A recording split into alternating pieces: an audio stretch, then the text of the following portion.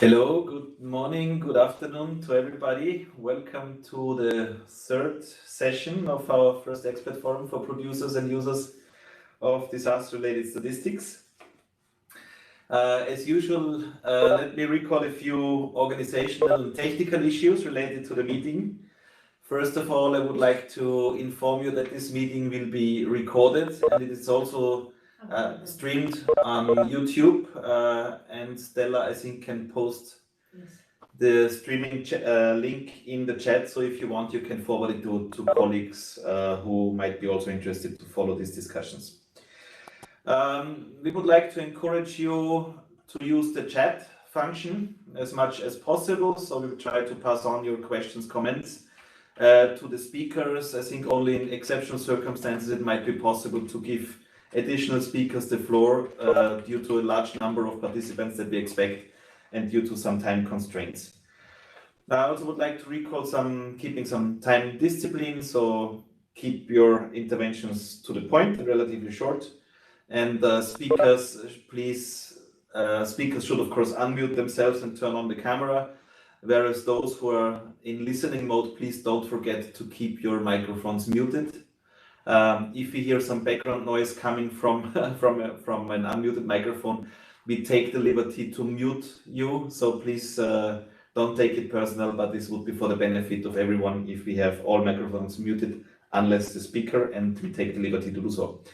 Having said this, I would like to invite Wafa Abulhosen to guide us through this session, and I think Wafa doesn't need more introduction. Wafa is the Chief of Economic Statistics of the S-Class Statistics Division, who has already been chairing and moderating several of our sessions. And having said this, thank you very much, Wafa, and the screen and microphone is yours.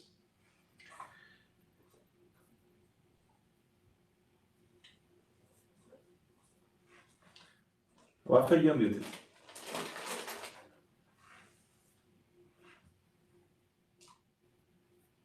But we can unmute you if you want. Yes, thank you very much, Michael. I welcome you all to this part of the forum. It's session 3, which is on geospatial dimension.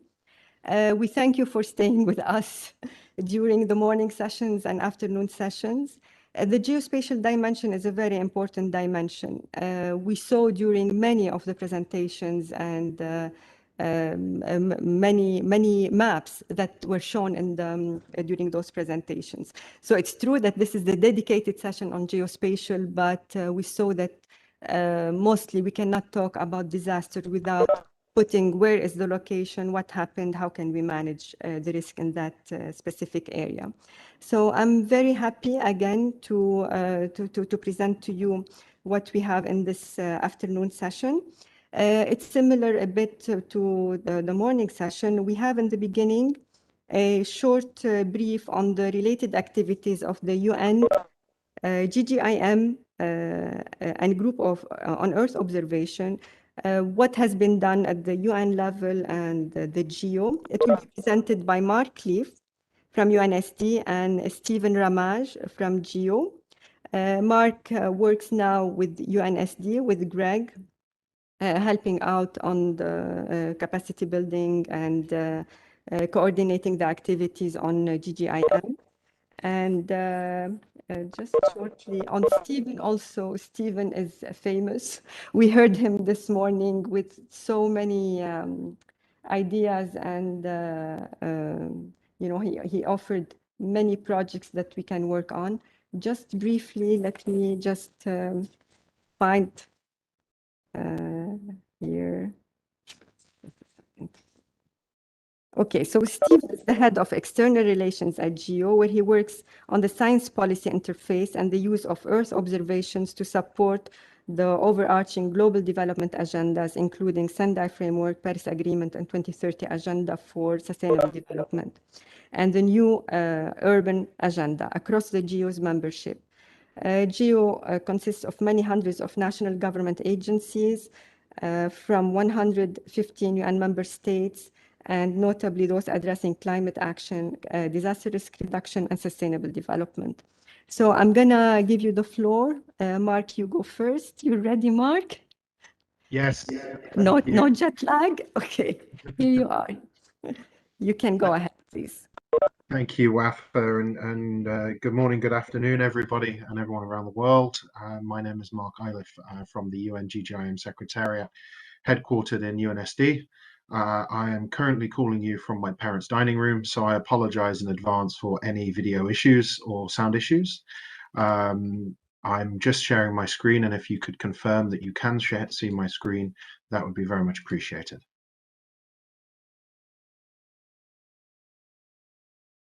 Mike, can you see this? Yes, we can, but it's in editing mode, so if you can turn it into presenters mode, that would be better. Can we see this now? It's still in editing mode. Yes. Now it's working. That's perfect. Now it's working? Thank you. Perfect. Yes. Okay. Well, so as Wafa mentioned, I'm providing this presentation on behalf of Greg Scott, who is leading the UN GGIM Secretariat. But really, it's a whole team effort. We have a very small dynamic secretariat within the UN Statistics Division. So really, sort of jumping in, that UN GGIM, the United Nations Committee of Experts on Global Geospatial Information Management, is the apex intergovernmental mechanism for making joint decisions and setting directions with regard to the production, availability, and use of geospatial information within national, regional, and global policy frameworks.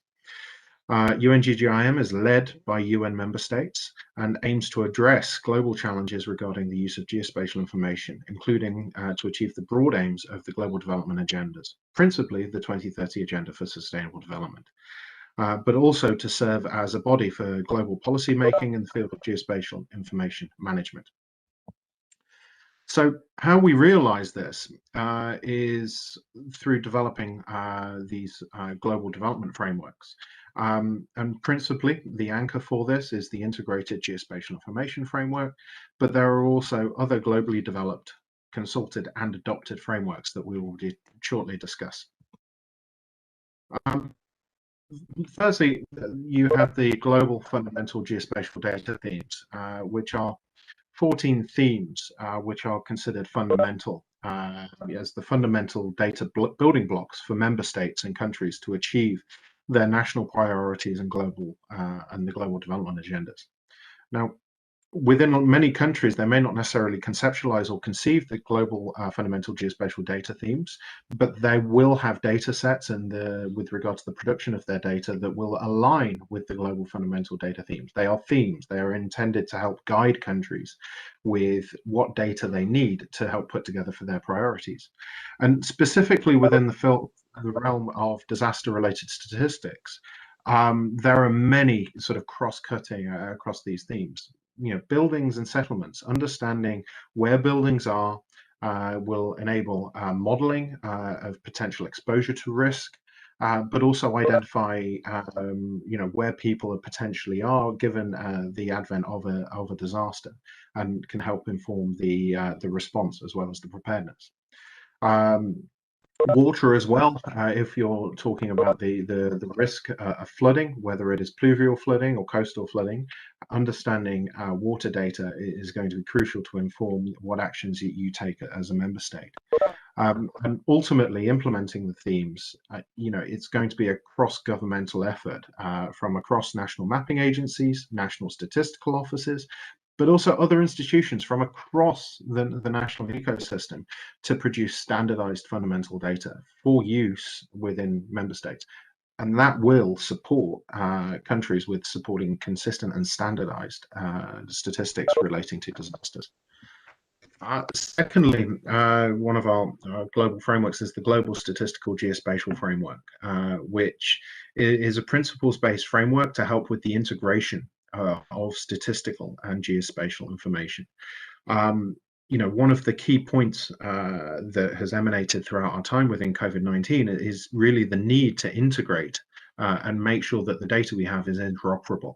And the guiding principles and the key elements of the GSGF, the Global Statistical Geospatial Framework, provide a basis for countries to investigate how they can integrate their statistics with geospatial information and help improve their ability to analyze data, but also make decisions from that data. Thirdly, the strategic framework on geospatial information and services for disasters is aimed to be another high-level framework that really investigates that the different stages of disasters to help guide stakeholders and partners using geospatial information at all phases within the disaster risk management cycle. This is really recognizing that while geospatial information in its many forms can help support the societal, economic, and environmental aspects of a member state, it can also be used to support those areas as they relate to disaster-related statistics as well. So through the implementation of the strategic framework, it's aimed that quality geospatial information and services are available and accessible in a timely and coordinated way to support decision-making and operations within and around for all stakeholders and partners at all phases of disaster risk management. And, as we heard this morning from our colleague from the Philippines, it was the leadership of the Philippines and Jamaica together jointly that helped conceive and bring the strategic framework on geospatial information and services for disasters into being. And we'll be hearing from one of our colleagues in Jamaica later within this session to discuss this in more detail. Really, sort of, as mentioned, the anchor point for us within the Secretariat is the IGIF. It's a strategic framework. It provides the why, the what, the how, the when, and by whom for really leveraging geospatial information. And this can really be a high-level framework to impact all case uses of geospatial information within a country. A lot of the information is within the website of the Secretariat, but it really takes down what the vision, the mission, the strategic drivers, and then the underpinning principles, segmented by 9 strategic pathways, which are split between governments, technology, and people. So this really gives you a lens and a framework and a basis for you to investigate how to strengthen geospatial information management within your member state. And finally, one of the things that we're working on at the moment with the interagency and expert group on the Sustainable Development Goal Indicators working group on geospatial information, WGGI, is the SDGs Geospatial Roadmap. And really, from what we've discussed so far, some of it can be very heavy, it's very strategic, can be very high level. So what we're working with the WGGI is developing a roadmap that is very concise, it's very bold, it provides sort of the key information in 10 to 12 pages of what countries can do and what actions they can take to help strengthen the use of geospatial information for the SDGs. And really, it's about building a bridge between the things at the policy level within governments and decision makers through to the technical advice, of which there are many, to help sort of decomplexify and make things just a little bit more simpler. So within the roadmap, it's segmented into 3 phases: prepare and plan, design, development and testing, and then measuring, monitoring and reporting geospatially enabled SDG indicators. And importantly, it's not just for the users, i.e. the countries, but it's also for the providers, the ecosystem of regional commissions, custodian agencies, development partners, to take the geospatial roadmap and go, okay, this is how we can help strengthen geospatial information for the SDGs. And it's with that I will hand over back to you, Wafa, and then potentially our colleague, Stephen.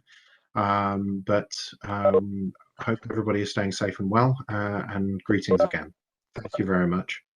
Thank you very much, Mark. This is very important work during the many years we're bringing statistics and geospatial community together, putting standards and putting a way to work together. We'll see now with Stephen. So Stephen, please, yes, we like to hear you on the work of Geo. Please go ahead. Thank you, Wafa, and thanks to Mark as well. I used to work at UNGGIM. I was working there prior to coming to Geo 5 years ago, and I've been involved in the IAAG for SDGs, and we still are. Geo is still involved through our working group EO for SDG. So we're still very much linked to UNGGIM, and we also are linked through the working group on disasters. So we're already collaborating there together.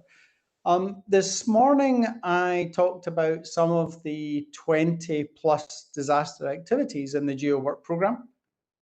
And I highlighted some of the activities where we are working on flood and drought, stream flow forecasting, wildfires, earthquakes, and other disaster-related activities. And I can share all the links in the chat for people who are interested.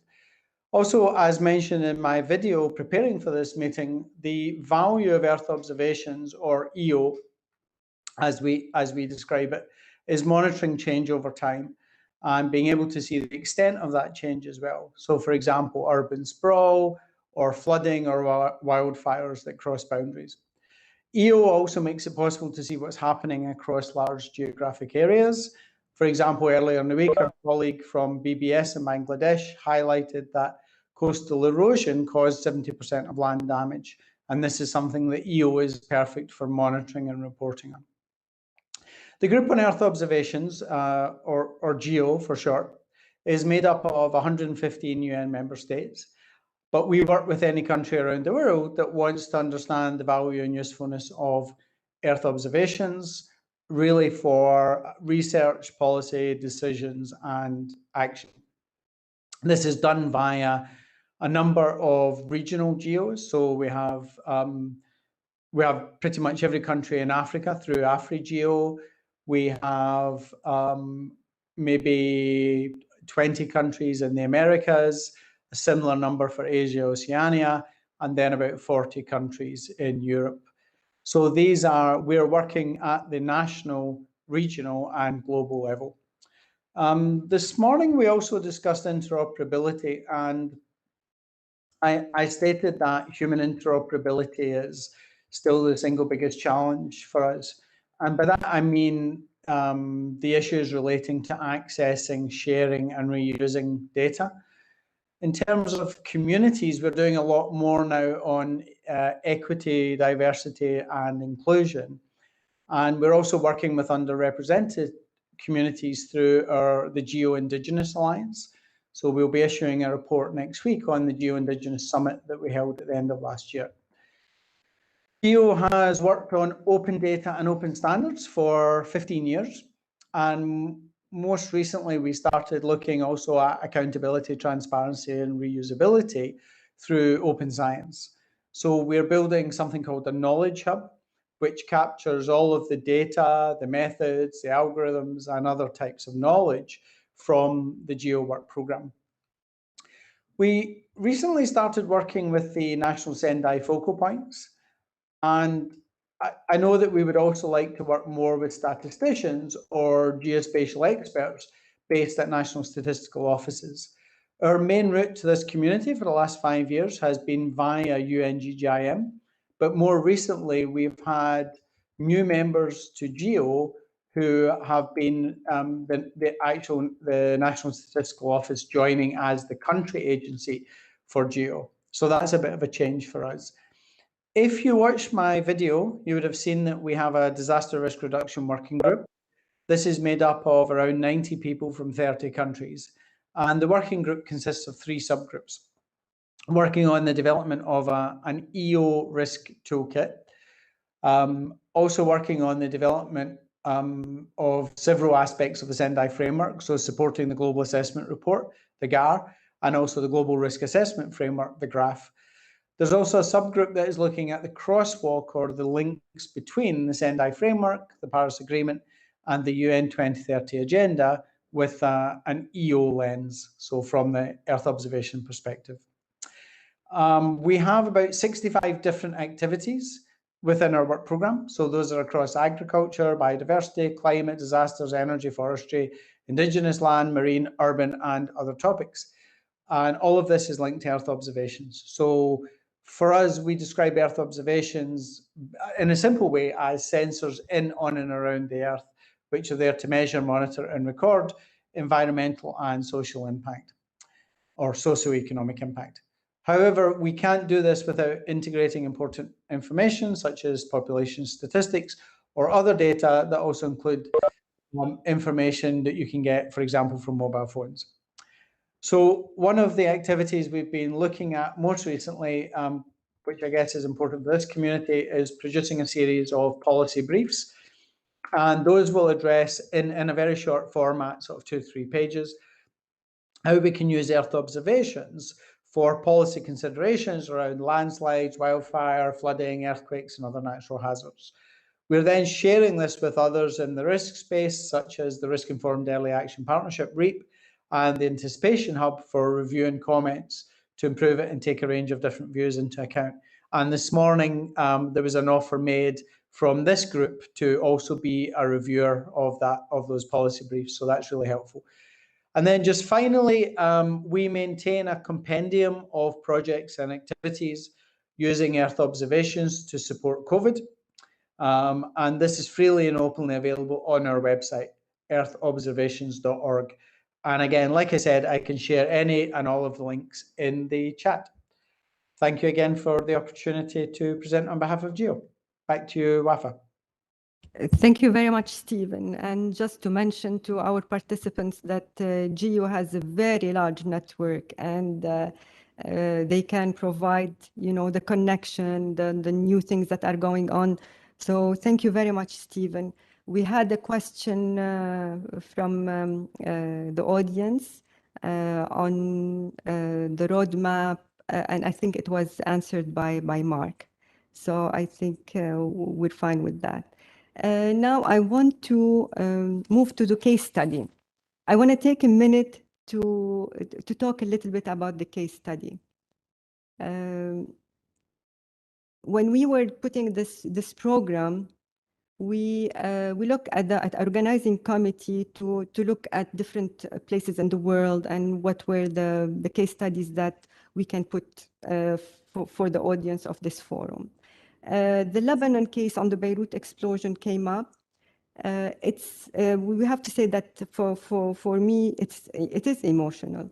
It's not the same when we collect data or we watch on the news a disaster happening. When you live it and you see it, you live it, the most traumatizing moments in your life, it stays forever. And in this tragic event, you know, we lost friends, we lost colleagues, and some, you know, it was really traumatizing for a lot of people. When we talk about complex and multi-hazards, at the same time, this happened during the pandemic. So the hospitals were overwhelmed. It was already like in Lebanon, there was one of the highest rates of pandemic COVID infection. So it was another drain on the health system. Another complex and you know, a very problematic thing is the financial and political crisis. So people who needed to go to the hospitals, they didn't have money to remove from their savings. So it's really very complex. I mean, all events happening together. So in this, we reached out. The community come all together, the UN agencies, the NGOs, the government, just to see how to manage in those very difficult moments. For here, I reached out to the UN resident coordinator, and I asked her if we can present the Lebanon case through OCHA. Now, OCHA is the UN Office for the Coordination of Humanitarian Affairs.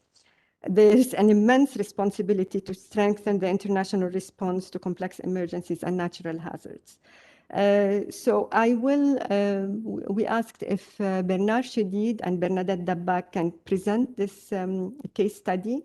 They worked on the field, trying to collect the data, using what's available, networking with the Lebanese government, like I said, the NGOs, the other UN agencies, and with the Lebanese Red Cross and the International Red Cross. So I'm very glad and I'm thankful that they joined us in this. So I will briefly introduce Bernard. He's an information management officer in OCHA, Lebanon. Since 2014, he was posted in the regional office in Amman. During the response to the Lebanon crisis in 2006, Bernard joined the IMM MAP team as a geographic information system officer.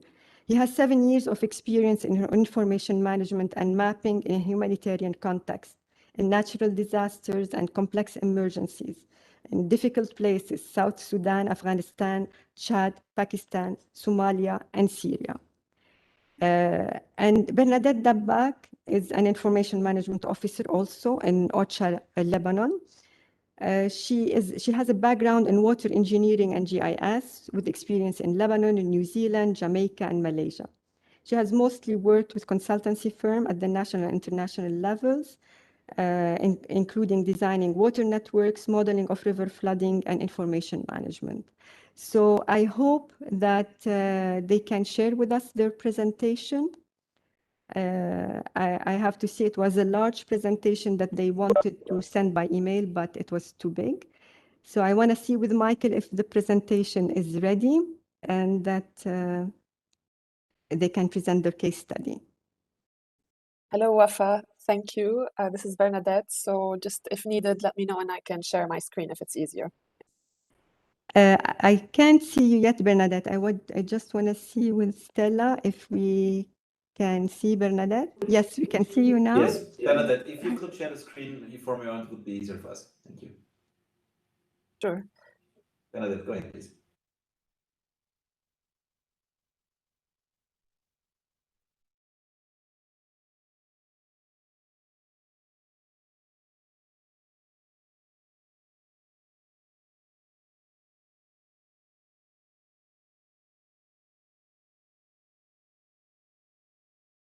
Okay, can you please confirm that you can see my screen? Yes, we can. Thank you very much. Great, thank you. So thank you, Wafa, for giving us the opportunity to talk in this forum today, and thank you everyone for being present with us. So as Wafa mentioned, we will give the case of the Beirut port explosions. So to give you a background on this, if you're not very familiar of the events, so what happened was on the 4th of August, a large concentration of ammonium nitrate ignited in a warehouse at the port of Beirut. So 2 devastating explosions destroyed most of the nearby facilities. The explosion sponged through buildings for miles around, and therefore the damages were including collapsing homes, damaging shops, schools, and hospitals, scattering debris, so a big environmental impact there as well, destroying the country's grain reserves stored at the port silos, and destroying the MOPH. So MOPH is the Ministry of Public Health, the central warehouse where most PPE and life-saving medicines and supplies and vaccines are stored. So as you know, this came in a very crucial time for Lebanon because we were already struggling with the COVID crisis, which followed from the economic crisis that started earlier in 2019. But also basically, we have a refugee crisis in Lebanon. So there are over 1.5 million refugees and to a ratio of 4.8 million Lebanese, so more than 20% of our population is refugees as well. So there was already a stress on the country to deal with different layers of different crises, let's say, and this came on top. So very unfortunate and difficult times, and needed us to be all, very alert and coordinated and working and doing our best to respond as quickly and efficiently as possible. So just to give you an idea on the impact of the Beirut port explosions, around 200 people were killed and approximately 6,500 were injured. Within a 3-kilometer radius of the explosion, 73,000 apartments and 9,200 buildings were damaged, affecting 219,000 people. More than 70,000 workers were estimated to have lost their job, with direct implications for over 12,000 households. And here, again, as mentioned, the economic crisis, which was already taking place in Lebanon, meant that a lot of people were already unemployed, or a lot of people had salary cuts. So this was a big challenge, having to deal with this explosion on top of what we were going through. 15,000 metric tons of grain reserves stocked at the port were lost. At least 6 hospitals and 20 clinics were damaged. At least another 80 healthcare facilities severely or partially damaged. Again, a big challenge with COVID times, where you need your healthcare facilities to be performing at their best and available at their best, let's say. At least 17 containers of WHO essential medical supplies and PPE were destroyed, and at least 163 public and private schools damaged, including technical and vocational education and training.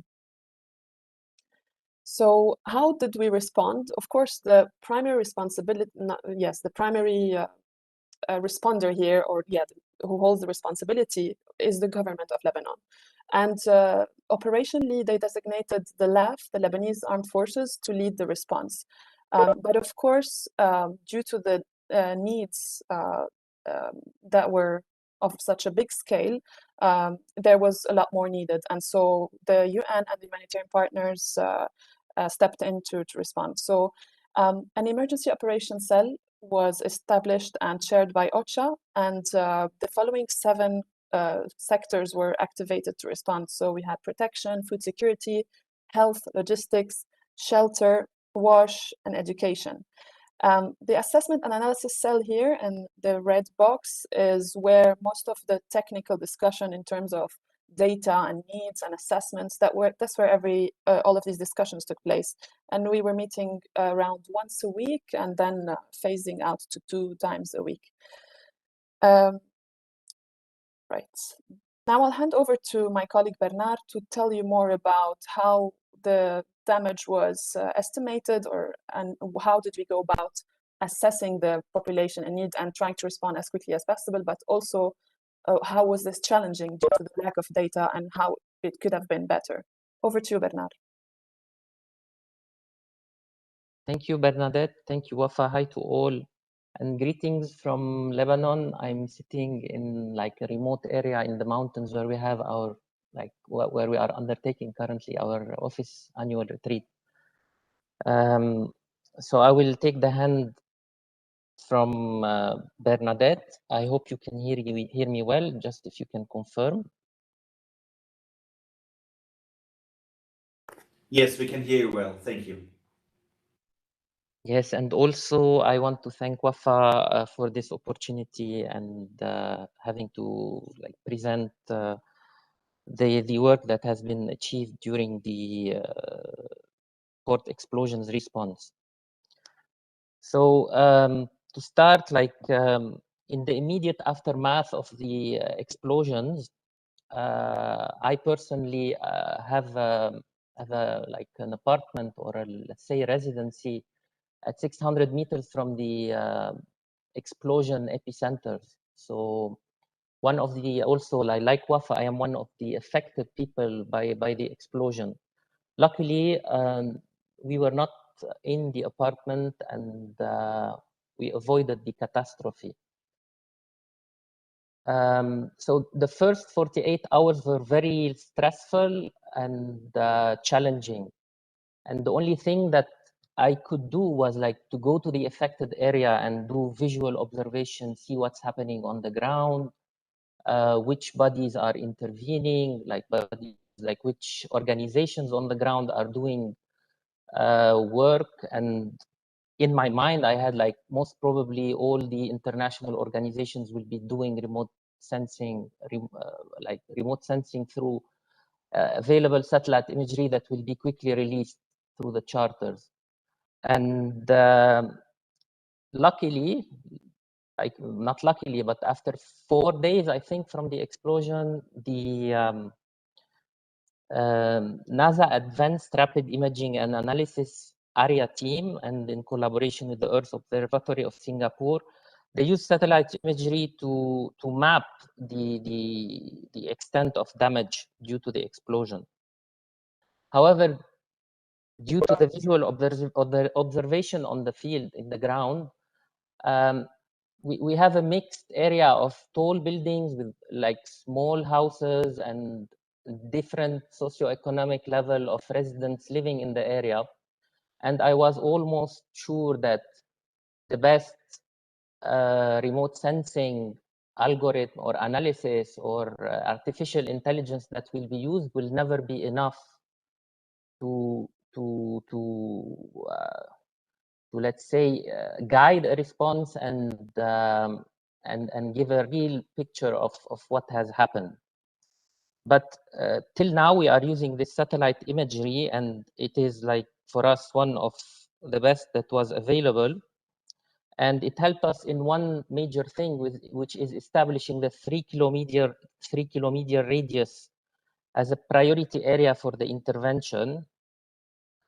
And Bernadette didn't mention, but she is also Red Cross volunteer. And we knew about through her that there is that the LRC has immediately mobilized their volunteers, and they have a standby tool ready that they can deploy as rapid needs assessment, and it's called the multi-sectoral need assessment, MSNA. So after we have took some breath, it took us a week or 10 days, and seen the work that LRC is doing on the ground, one major decision was taken that we should join forces with them and lead the humanitarian community to not duplicate the assessment, but join forces and complement with their workforce on the ground as much as possible the efforts of the LRC. We also, in the same time, we have checked what available data on the socio-economic situation was available in Lebanon from the Central Administration of Statistics. And of course, we salute our colleague Ziad because he provided the best data available, which was the, we will go for that in a slide later, which was the gender and age disaggregation for the affected area at district level from the latest CAS ILO labor force household survey. So this helped us in the response monitoring later on, but didn't help a lot in planning the response or assessing the damage, let's say. Next slide, please.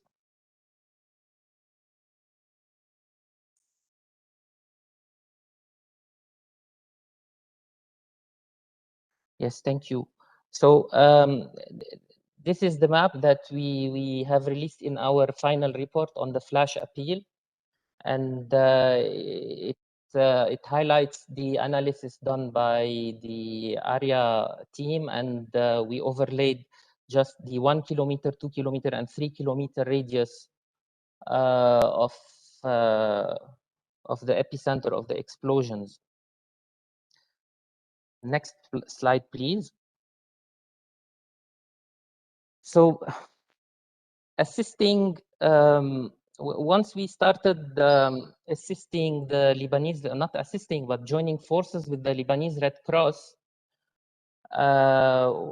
one important thing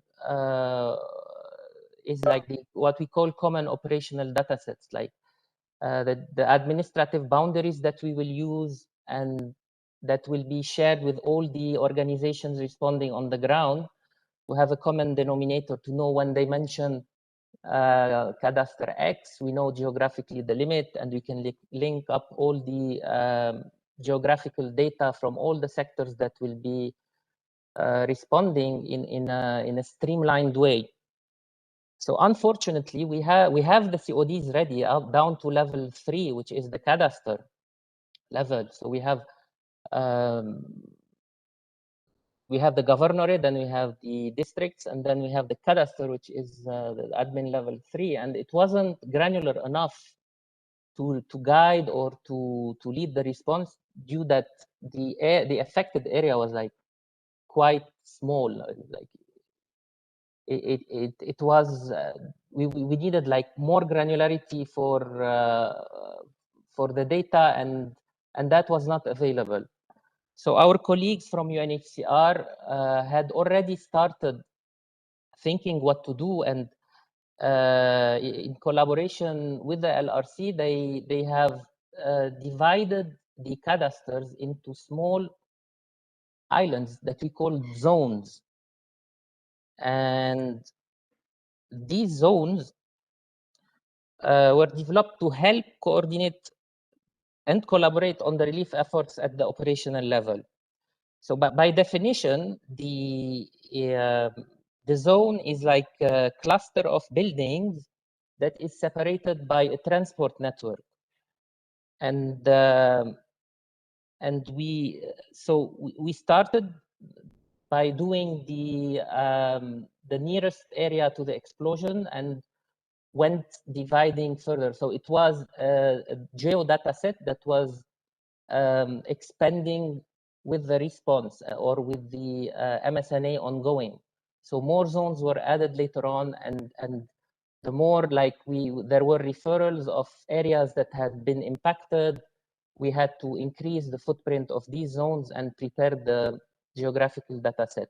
So many thanks to our UNHCR colleagues on this, and the support from LRC, because it was done from their operation center.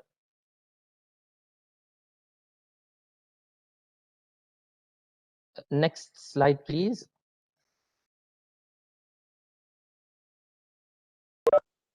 Yep. So knowing also that the army was conducting simultaneously two detailed damage assessments of the impacted area, we avoided going further into damage analysis, because we had the remote sensing, and the army was like sweeping the whole area, apartment by apartment, shop by shop, building by building. And we focused on the socio-economic vulnerability of the area and how to prioritize the MSNA that was implemented and guide the teams on how to distribute the workforce evenly in parallel and to get the result the fastest way possible. So we had UN Habitat who contributed in a data set that you call the socio-economic vulnerability of the zones. So they took each zone separately, and based on the earlier studies of urban neighborhoods for Lebanon, they completed the zones that were missing the vulnerability ranking and provided us this data set. And of course, it was updated like every week or two once we were expanding, or once we discovered that the zones needs to be expanded. They were providing all the additional information with time.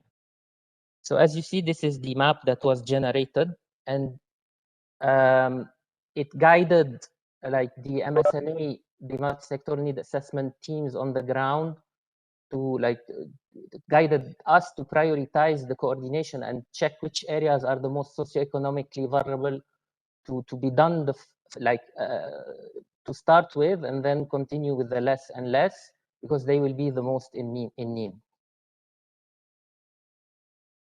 From here, I asked my colleague Bernadette if I missed anything before handing her the hand, so she explains more the coordination of the MSNA and the work that has been done behind in order to streamline and make it as fast as possible.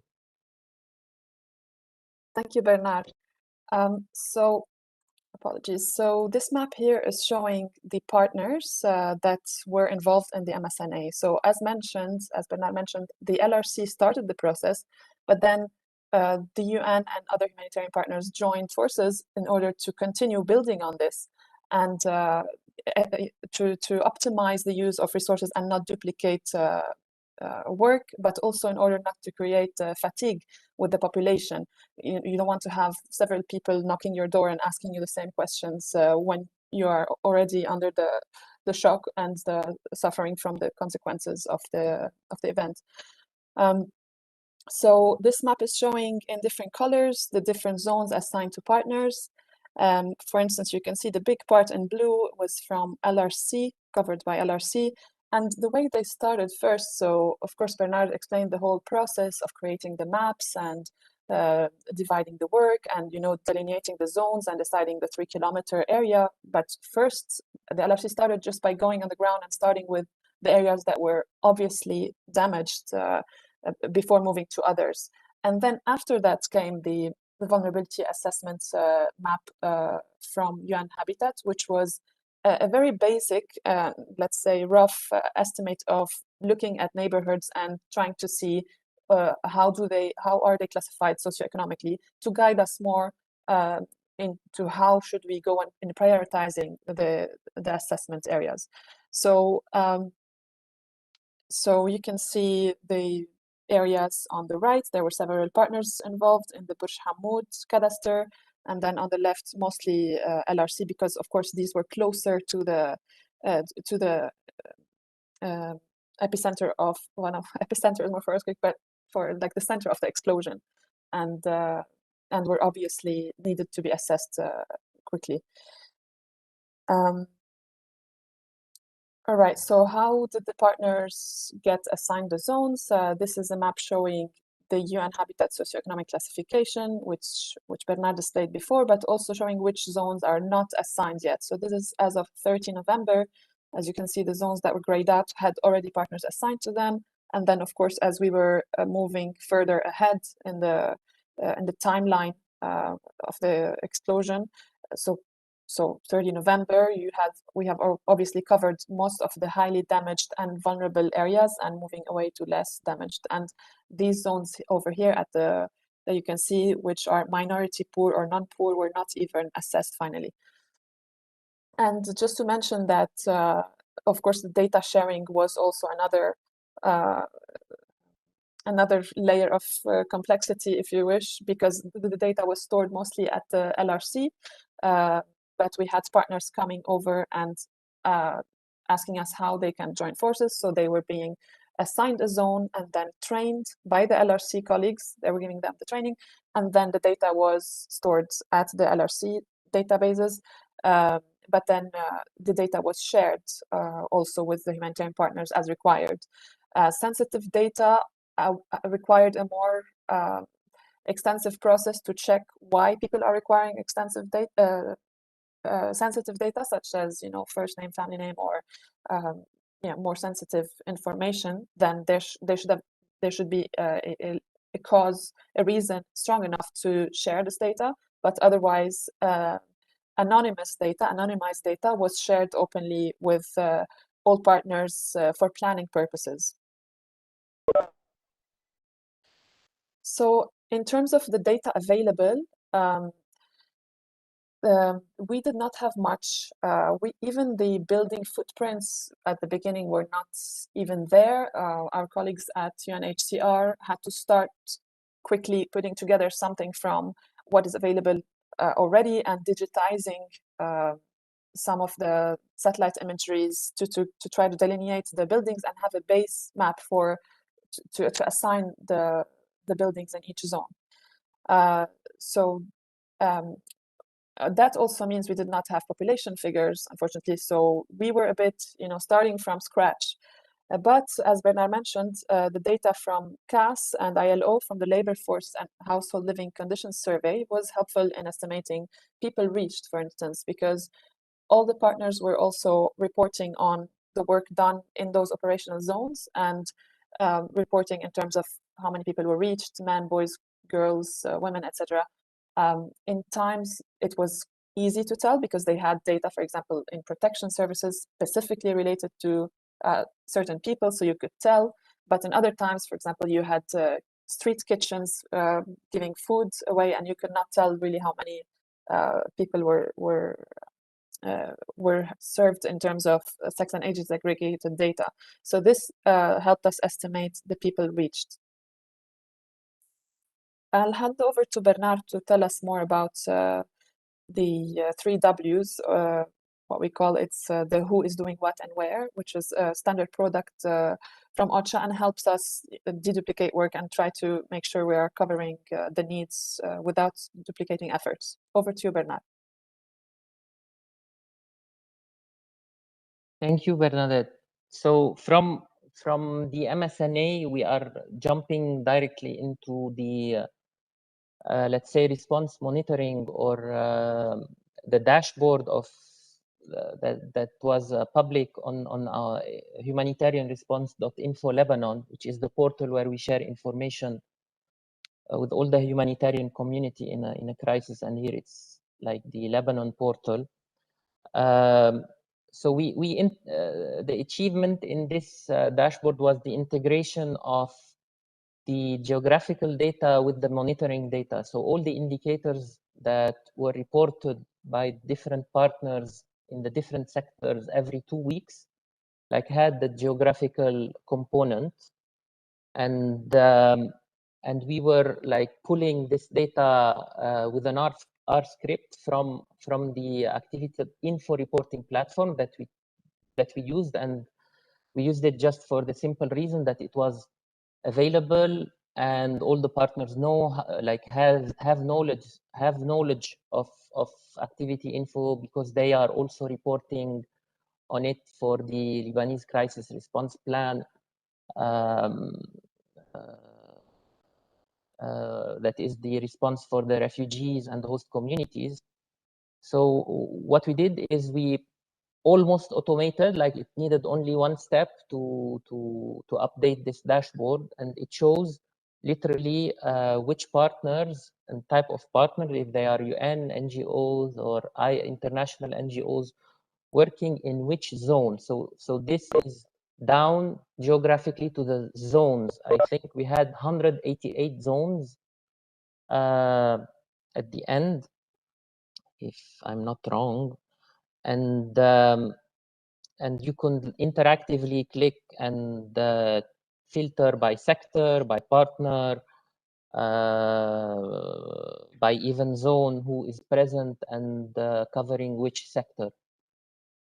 So this is mainly the products that we managed to pull out during this crisis.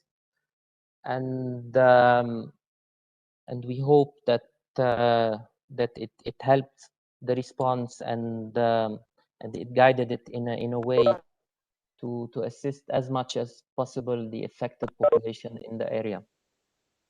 So we're reaching the end. Thank you. You're just Thank on you. time. I was going to ask you to wrap it up. Thank you very much. Thank you for this detailed presentation from the ground on how things happened, how we need to manage, what we were, how you were able to do it on the field with the partners, and how you dealt with the data. So thank you very much for this, for sharing this with this personal and professional, experience and study. I think we will pass directly, because we will have the panel and the questions will come to you, Bernard. I think, Bernard, you will stay with you, and Bernadette, she had another meeting, except if you have some more time to stay with us. So I will pass to introduce our panelists to discuss, on the case study, and in general, how we dealt with disaster and geospatial. So just to introduce our panelists, we have Dr. Ziad Abdallah. He's sitting next to me in the ASQA conference room. Ziad is the acting head of the IT department within the Central Administration of Statistics in Lebanon. He is responsible for surveys and price surveys and census. As an expert in data science, consumer price index, he's also a tutor in courses related to information science, research techniques and methodologies, statistics, data science, and database management. We have also Michelle Edwards. Michelle is the Senior Director, Office of Disaster Preparedness and Emergency Management from Jamaica. She's also a co-chair of the UNGGIM Working Group on Geospatial Information and Services for Disasters. A Senior Director within the Office of Disaster Preparedness and Emergency Management within the Jamaican Ministry of Local Government and Community Development. In her role, Ms. Edwards' responsibility include contributing to the development of disaster management and supports the implementation of policies, plans, disaster mitigation activities through research, which builds on the solid foundation of decision-making. She's also co-chair of the UNGGIM Working Group on Geospatial Information and Services for Disaster. We have also Mr. Rashmin Gunasakera from the World Bank. He's also an expert in disasters. He's a senior disaster risk management specialist in Washington, D.C. He focused on disaster risk assessment and risk financing within urban, disaster risk management, resilience, and land global practice, specifically in Latin American and the Caribbean. And finally, we have representatives from Colombia, from the Statistical Office of Colombia. We're very happy that they joined also. We have their Sandra Moreno and Karen Chavez. Sandra is Technical Director of Geostatistical Division at the National Administrative Department of Statistics.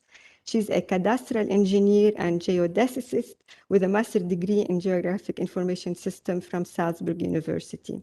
Currently, she's co-leading the working group on integration of statistical and geospatial information of the UNGGIM Americas. She worked in the public sector, and she has identified the importance of earth science, geospatial information, and technologies to support public policy, understanding territorial dynamic, and informed decision-making. Karen is the Senior Advisor of the General Directorate and Head of the SDG Indicators Unit at DANE.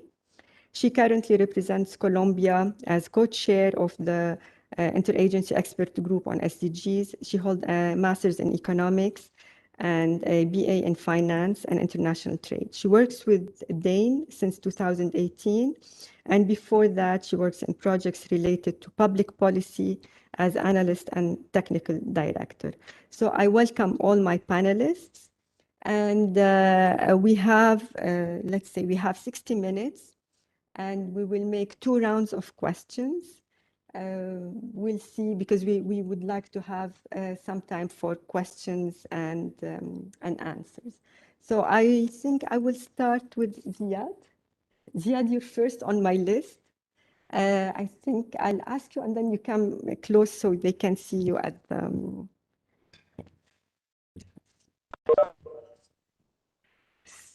So, yes, Ziad, we have like a couple of questions, and I think Ziad will have more like a more general, maybe a way to provide us with answers. First of all, Ziad, I think Bernard mentioned a little bit on how the collaboration with your office went, but we can hear from you how did the CAS, the Central Administration of Statistics, and related government departments cooperate among agencies in the response? And how did you use geospatial information to inform on production and analysis and dissemination of disaster-related statistics? Go ahead, please. Thank you, Dr. Wafa. First, I would like to thank the organizer to invite me to this important webinar, sharing with you our experience in Lebanon. Lebanon suffered during and after multiple disasters occurred: fire, flood, COVID-19 pandemic, and the last disaster was the Beirut port explosion. Official statistics will have become vital tools for government to design and target their responses. Indeed, the core statistics produced by national statistical system are more important than ever, and on top of the public health challenges, country must deal with recessions and the social and economic impacts from the pandemic. So we face, in fact, many challenges. I will talk about some categories from them. For example, we have limited staff and resources available, limited data access, limited budget because of economic situation and devaluation of the currency by about 85 or more than 85%, sudden and unprecedented circumstances created by the pandemic and the social distancing requirements. We suspended all face-to-face interview and field work was postponed. So CAS decided to postpone all the survey to next year. Only national account and CPI are compiled.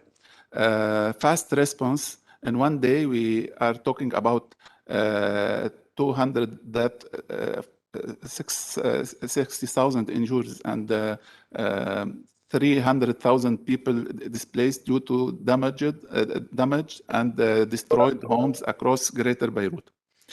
So, but thinking positively, this disaster generates the following category of opportunity.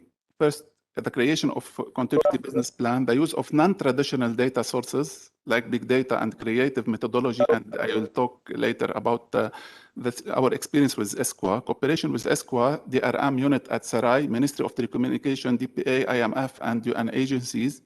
So we start to talk about also new indicators and statistic culture like sentiment analysis and modeling and data science. So we introduce in our culture the data science, and all this during this period where we have this disaster.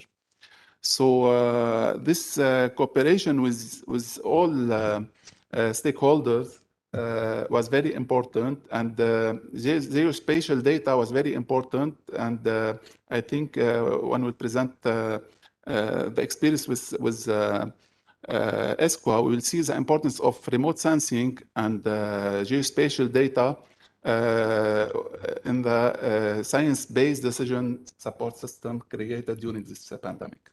Thank you, Ziad, for this first half of a round of questions.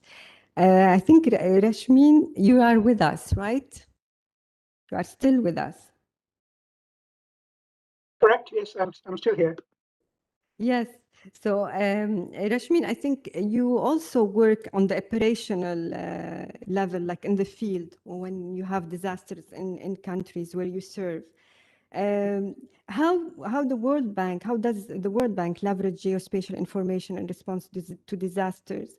And what technical expertise and ability you provide to strengthen disaster risk statistics within countries? Sure. Okay, it's a great question, and thank you so much for the invitation. It's a pleasure to be here.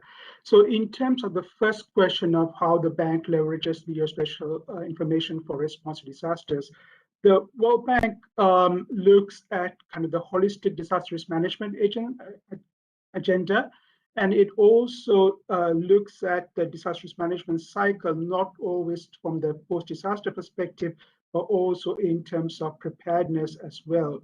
So in that light, it really needs to look in terms of technical assistance, development of policies, legislative, but also from a financial perspective as well to help the particular countries.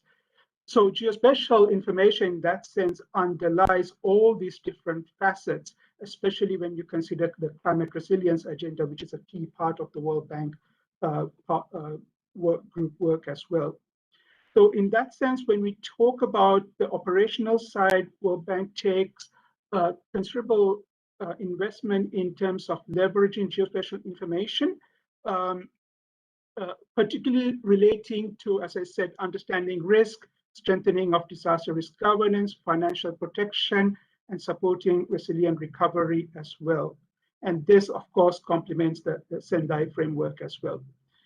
We also see there is, if you want to focus especially on the disaster response side, there are very big opportunities.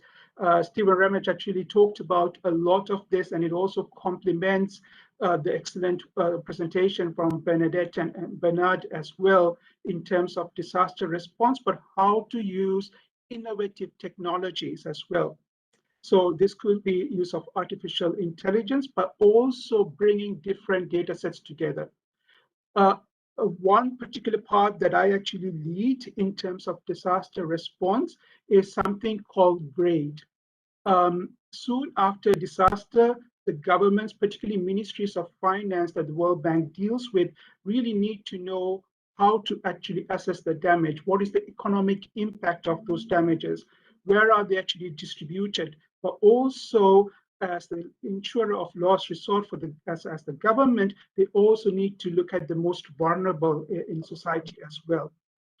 In that sense, we developed a product called GRADE, which is a global rapid damage estimation, which answers these three questions that I just talked about. But we try to do that in 2 weeks, making use of not only, say, drone footage, social media information, but also socioeconomic data science data sets like the hazard footprints, the engineering statistics coming from the government as well.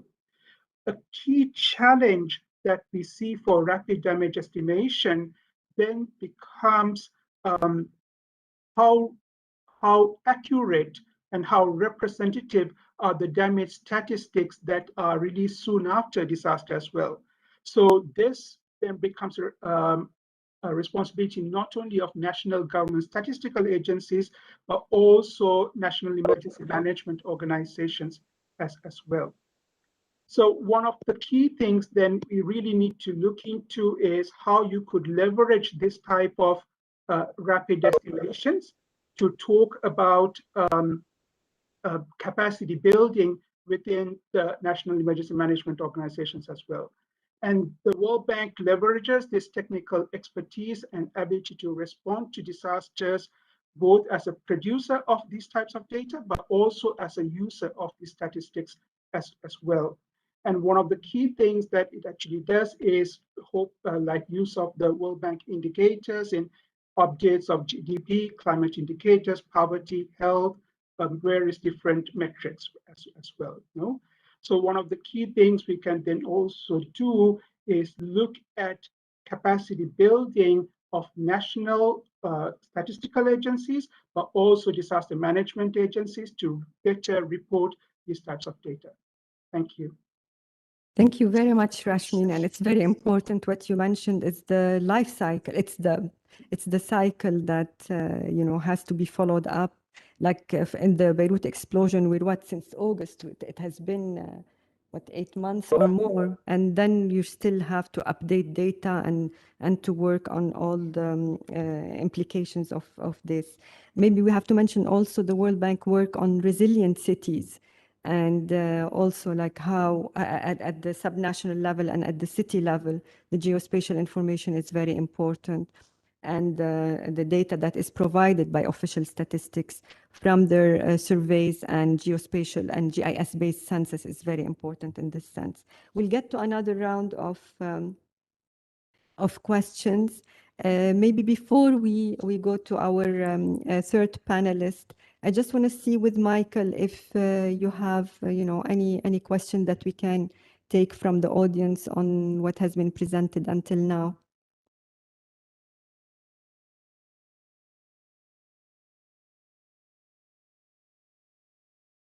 Yeah, there are some discussions going on in the chat. Bernadette is following also. Yeah, so I think there are no open questions in the chat, what I can see so far, Wafa? Yes, I see that the mentioning of the ICRC, and then yes, we have communication with Nicole Hayek from the Red Cross in Geneva, how also they contributed, how they work together with OCHA and the Lebanese Red Cross to overlay the damaged area. So this is what Bernard was mentioning about how the different agents and the responsible agencies come together to work on this. I would like to see if our Colombia panelist is with us, right? Karen or Sandra? Yes, hi. Yes, Sandra, hello. Hello, hi, thank you very much. Yes, so from Colombia side, I would like to note that in a report of the World Bank, they mention in all the report that Colombia has managed well, like on disaster risk management and the damage. You succeeded in really having less damage effect. So maybe this best practice of and experience on how you manage with the data, official data, and geospatial data to work with the agents at the national level and the different agencies. So maybe who would like to go, Sandra or? Sandra, you can go ahead. Yes, of course, yes. Well, for us, we identified the importance to use geospatial information and georeference statistical information to provide a different disaggregation levels information for the municipalities, departments, and local levels. So we share this information. We disseminate in different formats this information for the use for the unit for disaster risk management. That is the unit in Colombia that share and organize the management for risk in Colombia.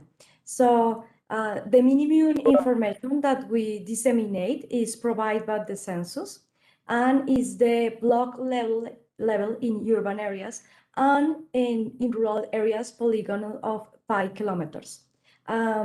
It's important to mention that DANE doesn't disseminate sensitive information or information that allows the identification of person because we must comply with the law of statistical confidentiality. However, we disseminate results, aggregate or summarize at different polygons at block level, section or sector areas or polygon of municipality or department. Also, we disseminate information about the distribution of density of population and dwellings in grids about 1 kilometer per 1 kilometer. So we identify different methods to disseminate at in a high degree of georeference information, but also taking to care with the statistical confidentiality. Finally, we identified that in our country, we need to we need to work in improve the interoperability channels to exchange data more efficiency. So, and share information about satellite image and other kind of information. So we disseminate this result. We identify the importance to provide geospatial information at different levels, but also be careful with the statistical confidentiality. And also we recognize that we have also challenges about to improve the interoperability and provide different channels that allows to disseminate in more efficiency the information that we have. And to do that, we identify that the National Spatial Data Infrastructure has a special role to harmonize this fundamental data for disasters. Thank you. Thank you very much, Sandra. Maybe I have just a quick question. I don't know if in Colombia you do a GIS-based census. And do you use this when you do this actual work you are doing? Just a quick question on this. Yes, of course. Our last census was in 2018, and we have GPS, and we georeference each the dwelling that we have.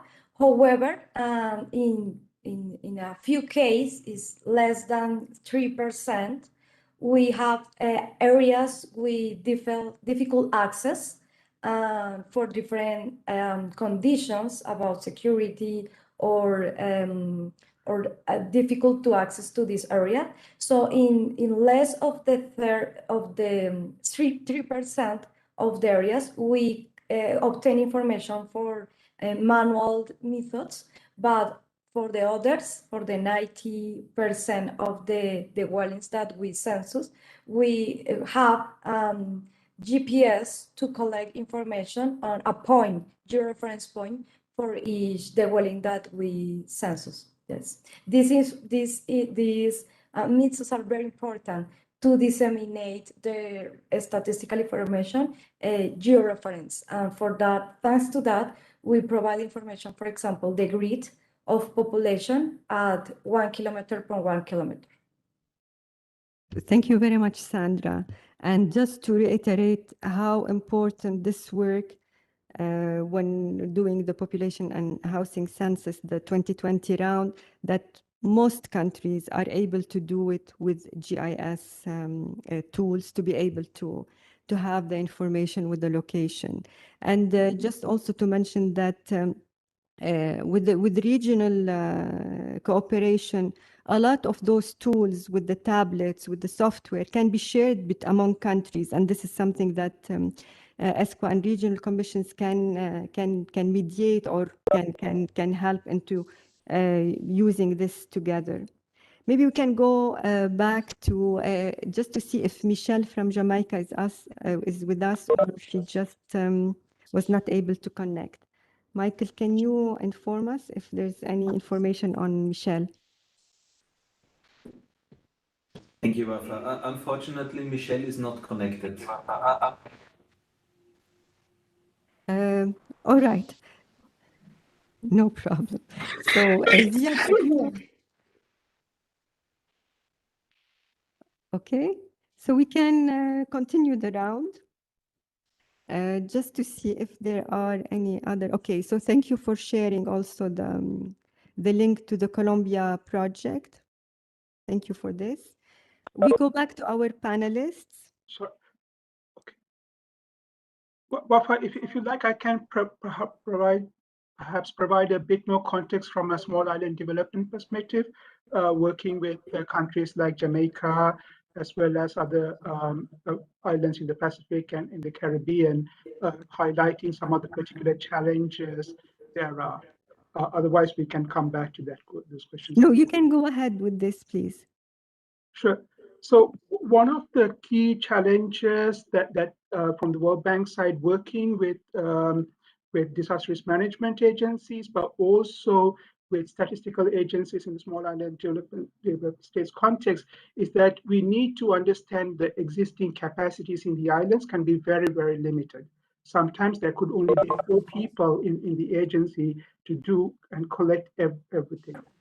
The second point is that their understanding could be quite different. For example, a stats agency might sit within the Ministry of Finance, so they might not necessarily understand why inclusion of a asset footprint is actually within their particular remit. So that's one of the key things. So it's actually a capacity building part, but also better defining what the remit of the different agencies are as well.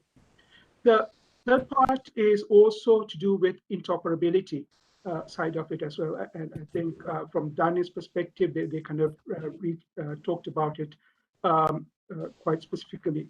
And there lies one of the key problems, because sometimes we found out that understanding of the different data sets and standards could be very, very different. So there is not always, even at the national level, but even at the regional level, when they're reporting to regional agencies in the Caribbean, for example, it's a Caribbean disaster management framework that most of the Caribbean countries actually follow under FEDIMA. They need to report on the stats, but if they're actually having different metrics, that becomes a key issue as well. So I just want to quickly just present some of the challenges working in some of the small island states relating to collating of disaster stats, especially in post-disaster situations. Thank you.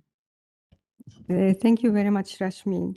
And before we go to Bernard, going back to Ziad, Bernadette mentioned that that some data was kept confidential.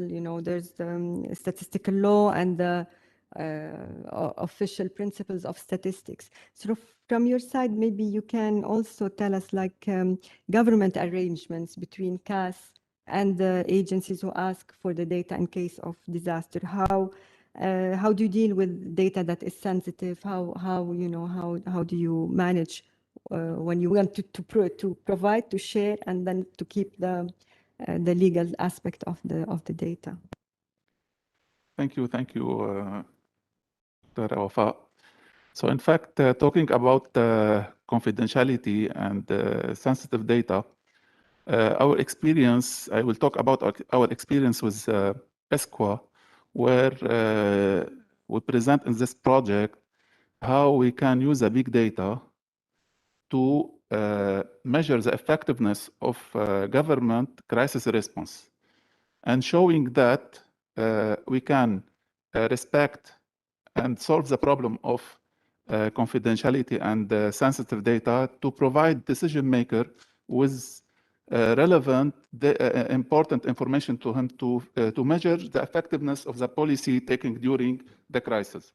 So this project was done between CAS and ESQA and the DataPop Alliance, and also this project is done also in DOS, the statistical office in Jordan. And we try in this project to put the relevant question needed for decision maker. Under crisis pressure, which governmental decisions are most relevant to track? Who are the owners, stakeholders, and target beneficiary of each policy? What are the activity, output, outcome, and impact of each policy? What are the indicators that measure performance of change? What are the available data source of each indicator, and what are the motivational logic for each non-traditional data source? So we answered this question by selecting 5 relevant decision policy in Jordan and Lebanon. And here it was a close cooperation between CAS, the Administration of Statistics, and the Disaster Risk Management Unit to see what are the most relevant policy based on criteria we put. And so the 5 selected policy was related to cash transfer and food distribution, e-learning, support to SMEs, disaster response, especially for Beirut port blast, and the capacity increase of hospital beds and isolation beds. So the source of data used was Twitter data, Google search trends, GDELT analysis, mobility analysis, mobility, also satellite images. So this new source of data was very important to answer all these needs. And also we use the night time light analysis, and it was a very important tool to show the geospatial information with the indicator needed for decision makers. So this project is very, we develop a platform, and this platform will be published the end of this month. And it will be used by the Prime Minister office.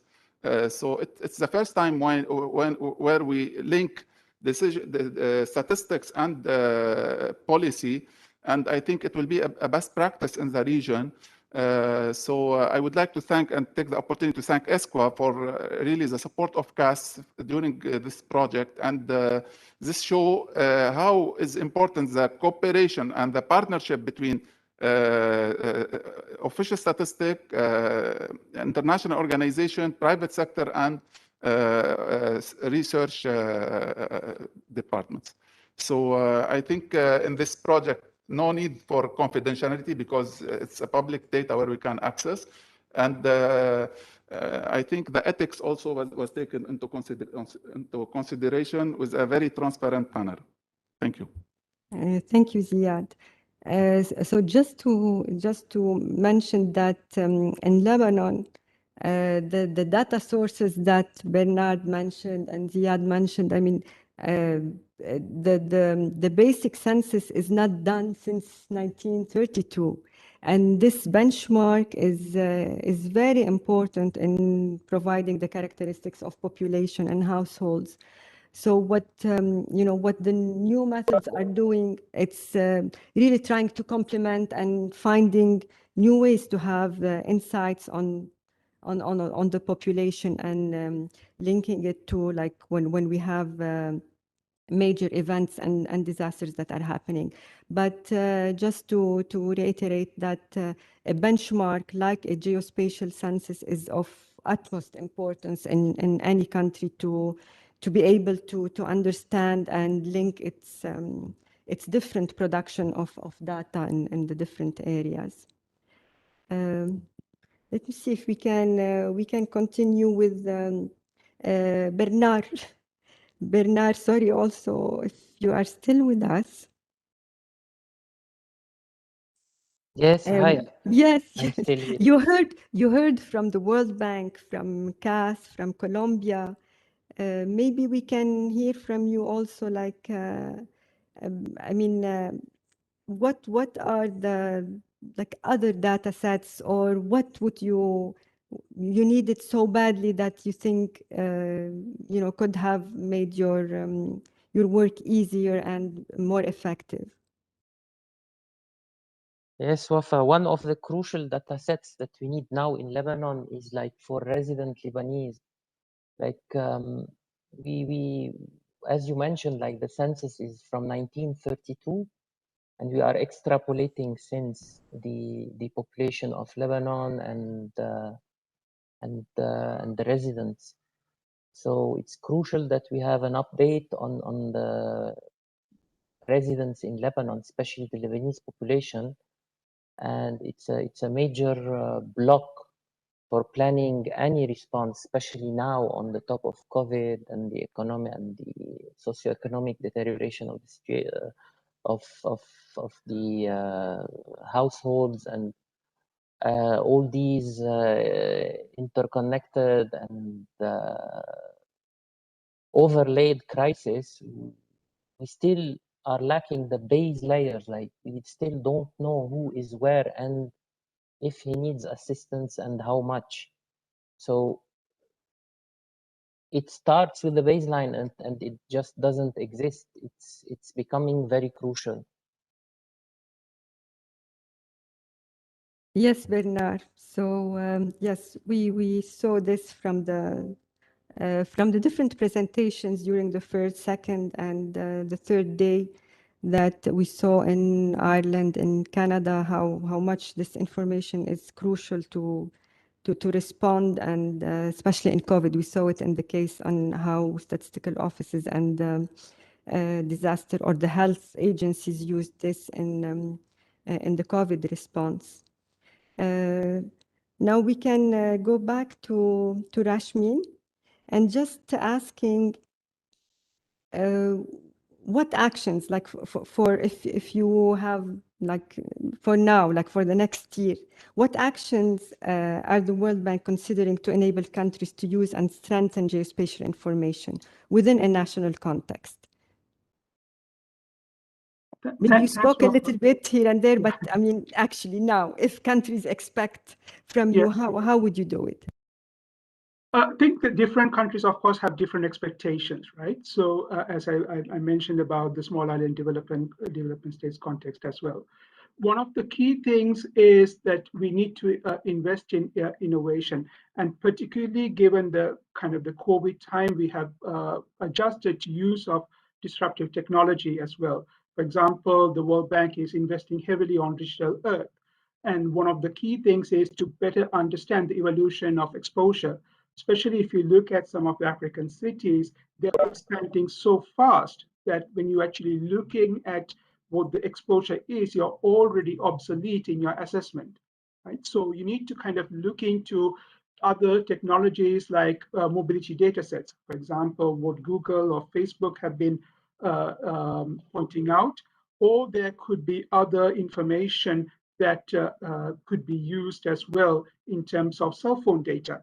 So in the case of Haiti, when you were talking about the issue with the census obsoleteness in Lebanon, there were similar issues in Haiti, and one of the projects the World Bank was actually involved in is using some of the cell phone, partnering with one of the cell phone providers to look at the movement of people, but also to get some of the key statistics that would inform some of the decisions in terms of urbanization, mobility patterns, etc. as well.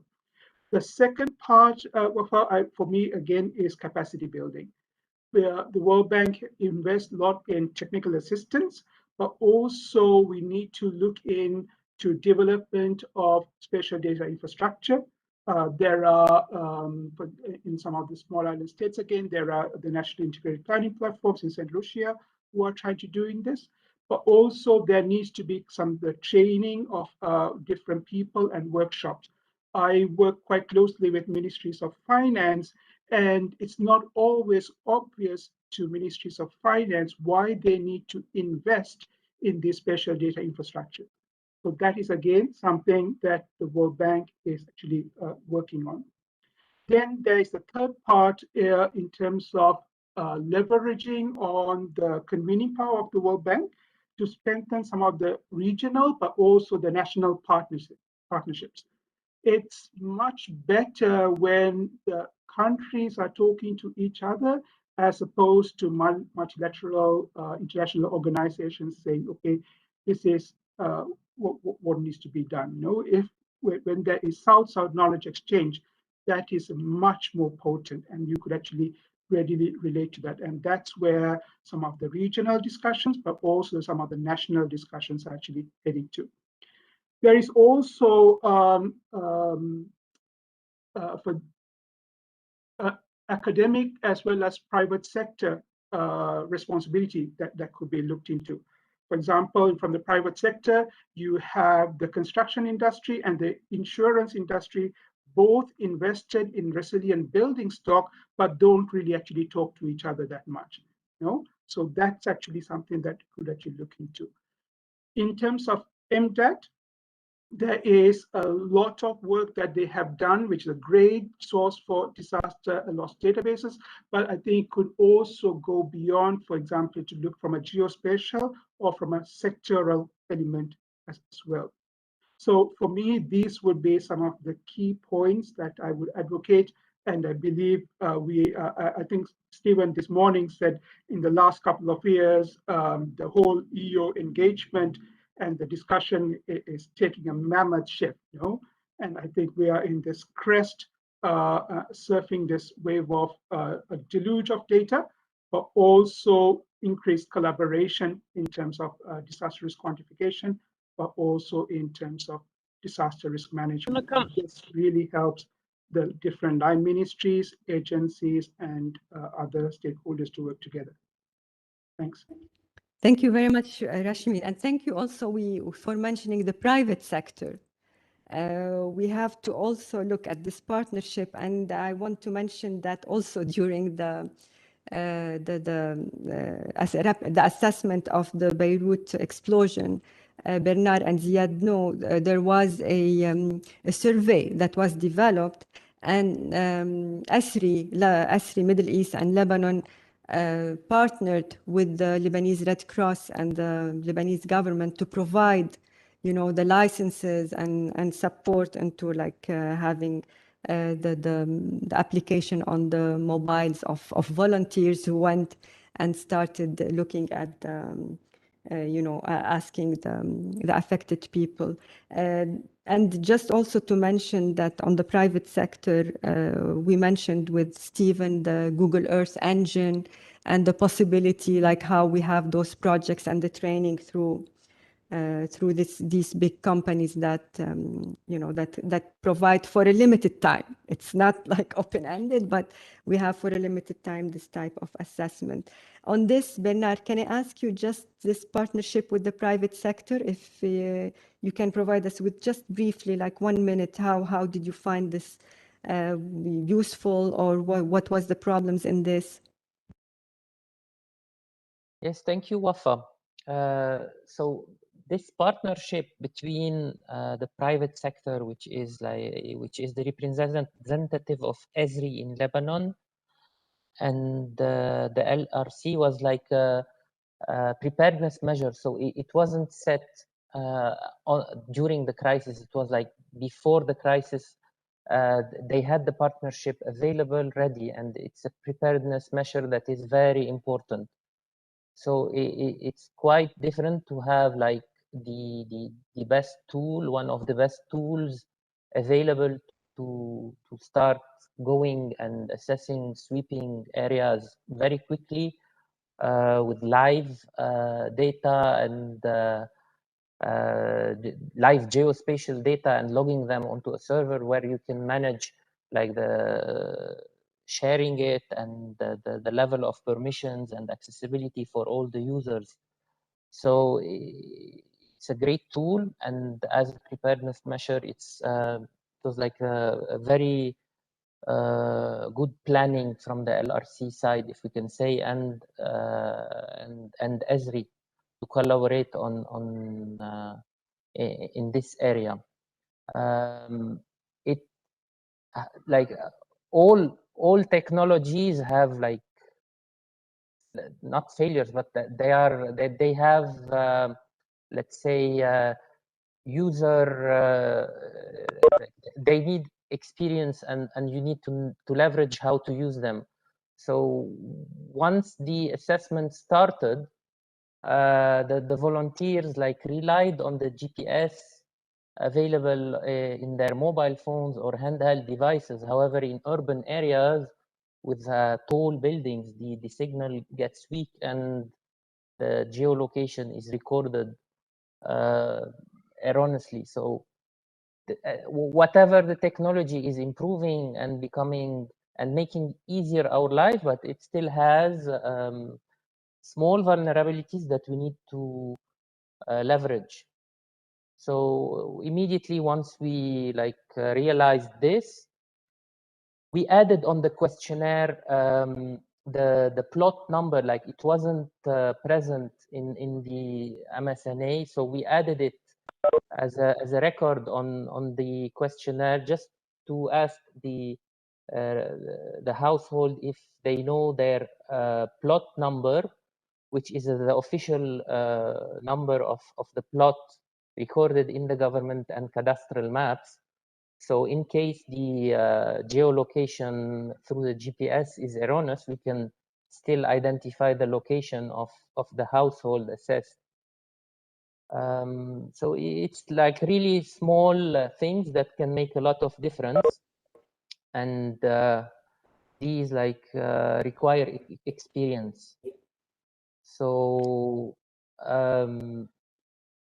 this was like one of the small problems that got resolved very quickly, and still like the partnerships and preparedness measures needs to be taken and available, especially in a country like Lebanon, with very prone to, let's say, crisis. Thank you very much. Yes, Bernard. Yeah, I mean, this is a social responsibility after all. In a disaster, I think like nothing will be left, not the companies, not anything. We all have to put hand in hand to be able to, you know, to relieve and then get back on track. Stephen in the chat mentioned also how Facebook and Microsoft also were partners on some of this AWS GEE. So I don't know, Stephen, maybe you can have just also a word on this. But now we can see also, we go back to Colombia. Karen, would you like to come back to say a word with us?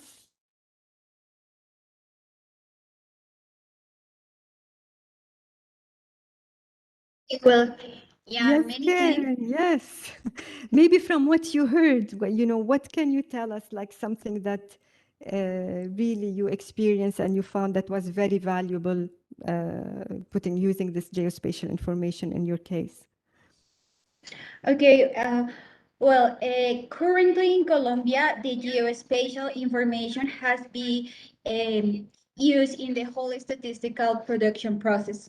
So we are not only using to disseminate data or as a source of information, we have used the geospatial framework from the global level developed for the expert group on the integration of statistical and geospatial information from United Nations, and we have adapted and customized it in the case of Colombia.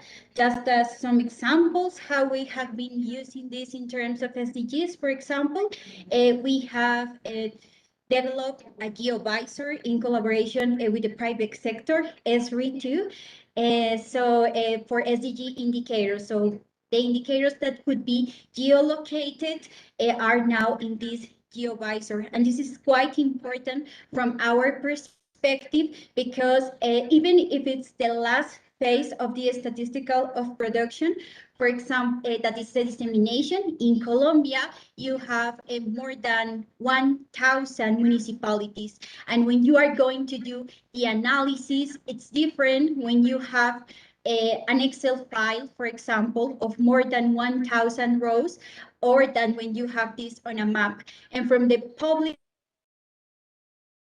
side, so quite important because people that is taking decisions are not usually, and they don't have to, like be that used to deal with Excel files. So it's also a responsibility for us to bring data ready to analysis. And I think that in these things, geospatial information is a key tool. Also, we have been using the geospatial information as a source of information. We are not only using geospatial information in an isolated manner, we are combining with different data sources that we have both here in DANE and in another entities. And recently, we have already started to work with another non-traditional sources of information to complete the geospatial data sets that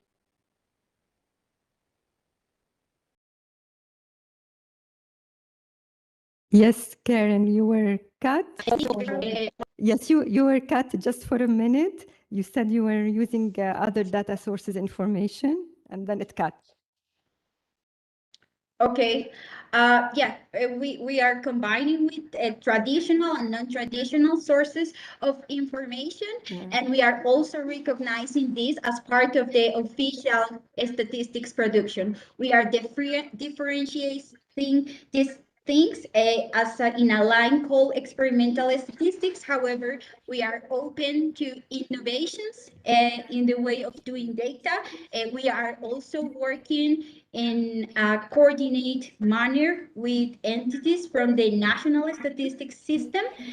For both, we defined in terms of targets, policy targets, from both the National Development Plan and also from SDG targets, for example, who have the sources of information, who can process the information in a more easily way, and at the same time, who is the entity responsible for the target in policy terms. This is also allows us that when we are looking for money, it's not only the National Statistics Office saying that we need money. We have also some partnerships with the ones that are using the data for public policy design. And of course, all this is combined with partnerships at international levels. Recently, for example, in the Iota hurricane that was last year in San Andres, Iceland, we don't have access to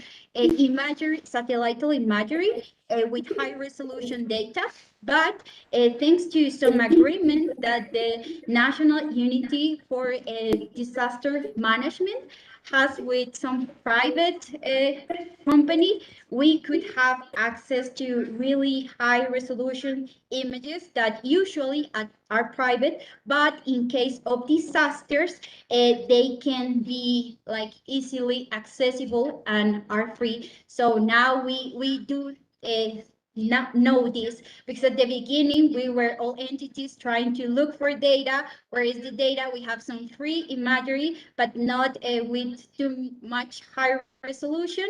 And I think that that's also one of the lessons learned, and it's in line with what all has been said. It's important, the partnerships, the coordination between both at national and international levels, and also like have in mind that all data that is produced needs to also be communicated to the different actors, and especially for public policy design. Thank you.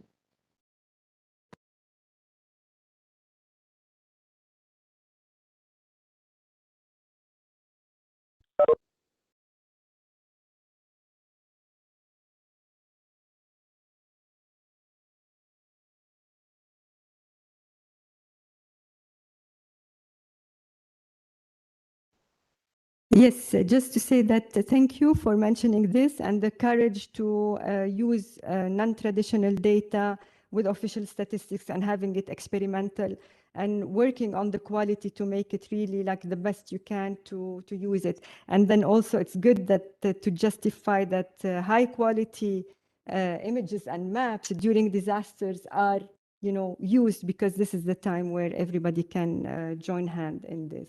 I think our time is done for the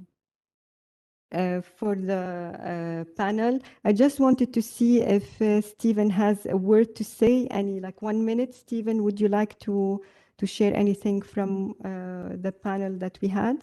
Yeah, I mean, all I was going to say on the private sector engagement is we want to help. At the same time, we want to help on disaster risk reduction. We also want to help on economic growth. So we want to bring in some of the small and medium-sized organizations that have real thematic expertise, but also who are on the ground and who are local. So that's one thing that we're looking at working on in the next few years. And at the same time, the projects we have running globally with Amazon Web Services and Esri and Google and Microsoft, all of those are to help countries, is to break down the barriers of entry to technology, because all of this is pretty complex stuff, particularly working in the cloud. And it's not just the data, it's the hardware, it's the services. There are many, many different areas. And for many people in this community, they'll be experts in statistics, but they're not necessarily going to be experts in cloud services. So I think this is where we can help broker and bridge some of that So that's all. Thanks a lot, and another great session. Yes, and thank you for mentioning that bringing in small and medium enterprises and startups, this is very important for recovery and building back better. Michael, I think now it's too late in Asia Pacific and Thailand. I don't know if our partners Rike is still with us, but I will hand the mic to you again.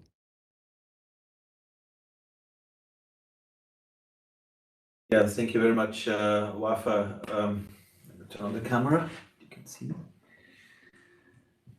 And yeah, I think this was another very, very good session, and I think it was also very emotional to hear from the colleagues from OCHA and from the colleagues in Beirut in general about the personal experience about the explosion, and also from the professional point of view, how you dealt with, and also actually how this could fit into our knowledge increase about how to make the best use of Earth observation information and integration of information, which is so important, specifically in emergency situation to react quickly. Yeah, so we still have a little bit of time because I saw that Michelle from Jamaica connected late, but she was able to connect. If you would like to still give her the floor for one or two questions, I think that's possible. I would leave it to you, Wafa. Yes, please go ahead, Michelle. We waited for you, so you can just please, but shortly, like 2 minutes, if you can do an intervention, and just I mean, a general question on how in Jamaica you've been using the geospatial and disaster management. Please go ahead. Good, and thank you very much. Let me just put my camera on.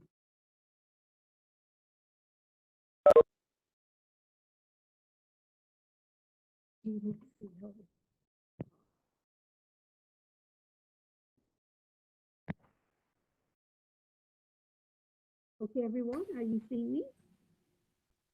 Okay. See you, but get close to the mic. We need to hear you louder. Yeah, it's better if you turned off the video, Michelle, and maybe put the microphone closer to your mouth. You sound very far away. Okay, I will.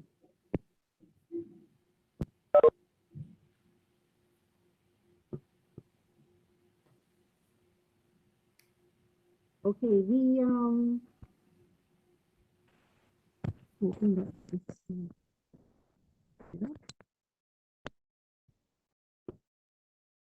okay. All right, colleagues, again, thank you and good morning, good afternoon. We have been using the geospatial, the strategic framework in Jamaica to deal with our disaster management and our geospatial services. The strategic framework on geospatial information and services for disasters has the goal of ensuring that member states pursue certain outcomes. One which I will highlight is the quality of geospatial information and services. And they're able and accessible in a timely and coordinated way to support decision making in operations, decision making across all sectors and phases of disaster management and risk management. Jamaica has a almost 30-year history through the establishment of its Land Information Council of Jamaica, whereby there is a coordinated effort of over 60 government and quasi-government entities, academia, private sector, in the support and utilization of geospatial information. And, Jamaica understands the relevance and importance of the quality geospatial information that is available, accessible, but also the archival in nature. And of course, as a form and source of authoritative information as well that can drive informed decision making of pre, during, and post-disaster scenarios. Now, effectively responding to disasters and being able to determine the extent of impact requires having geospatial information regarding preconditions, what's happening before the event, what's happening during the event. Thank you, Michelle. I think we got like your long experience in geospatial, 30 years working, and this is really like a knowledge that you know your office has gained. And I saw your website. I saw that you do trainings to agencies and build capacity within your own, you know, your country. So if you have any link to any work, any report that you have, and you can share it in the chat, it will be, we will be grateful. It will be very good that we look at the type of work and geospatial data that you do. So thank you very much for joining at the end of the panel. And I really thank very much our panelists and our presenters. And, you know, we really think that this work should be a priority for disasters, because after all, you know, we need to survive the disasters and be able to work. So we go back to you, Michael. Yeah, thank you very much. So then let us close this session. I would like to thank you, Wafa, and presenters and panelists one more time. This was really a very, very good and very interesting session. I think we really learned a lot from that. And it was, as I said already earlier, it was very, very personal and very substantive and technical. And I would like to really thank, and I also would like to thank for all the good comments and questions in the chat coming from participants, and also for the very good replies from the experts. So I think we have covered a lot of things here. And with that, I think we should close this session and come to the next session, which is our session 4, which is the session where we would like to wrap up a little bit and turn all these discussions that we had over the last days into some kind of concrete outcomes, particularly in ideas for a kind of research agenda that can be taken up by the interagency expert group on disaster-related statistics later on. For this session, I would like to introduce Angela Ferruzza as the chair. Angela, if you're connected, maybe you can make yourself visible. She's connected. Yeah. Yes, Hi, I'm yes, here. Angela. Don't worry. Yeah, so Yeah, from this morning.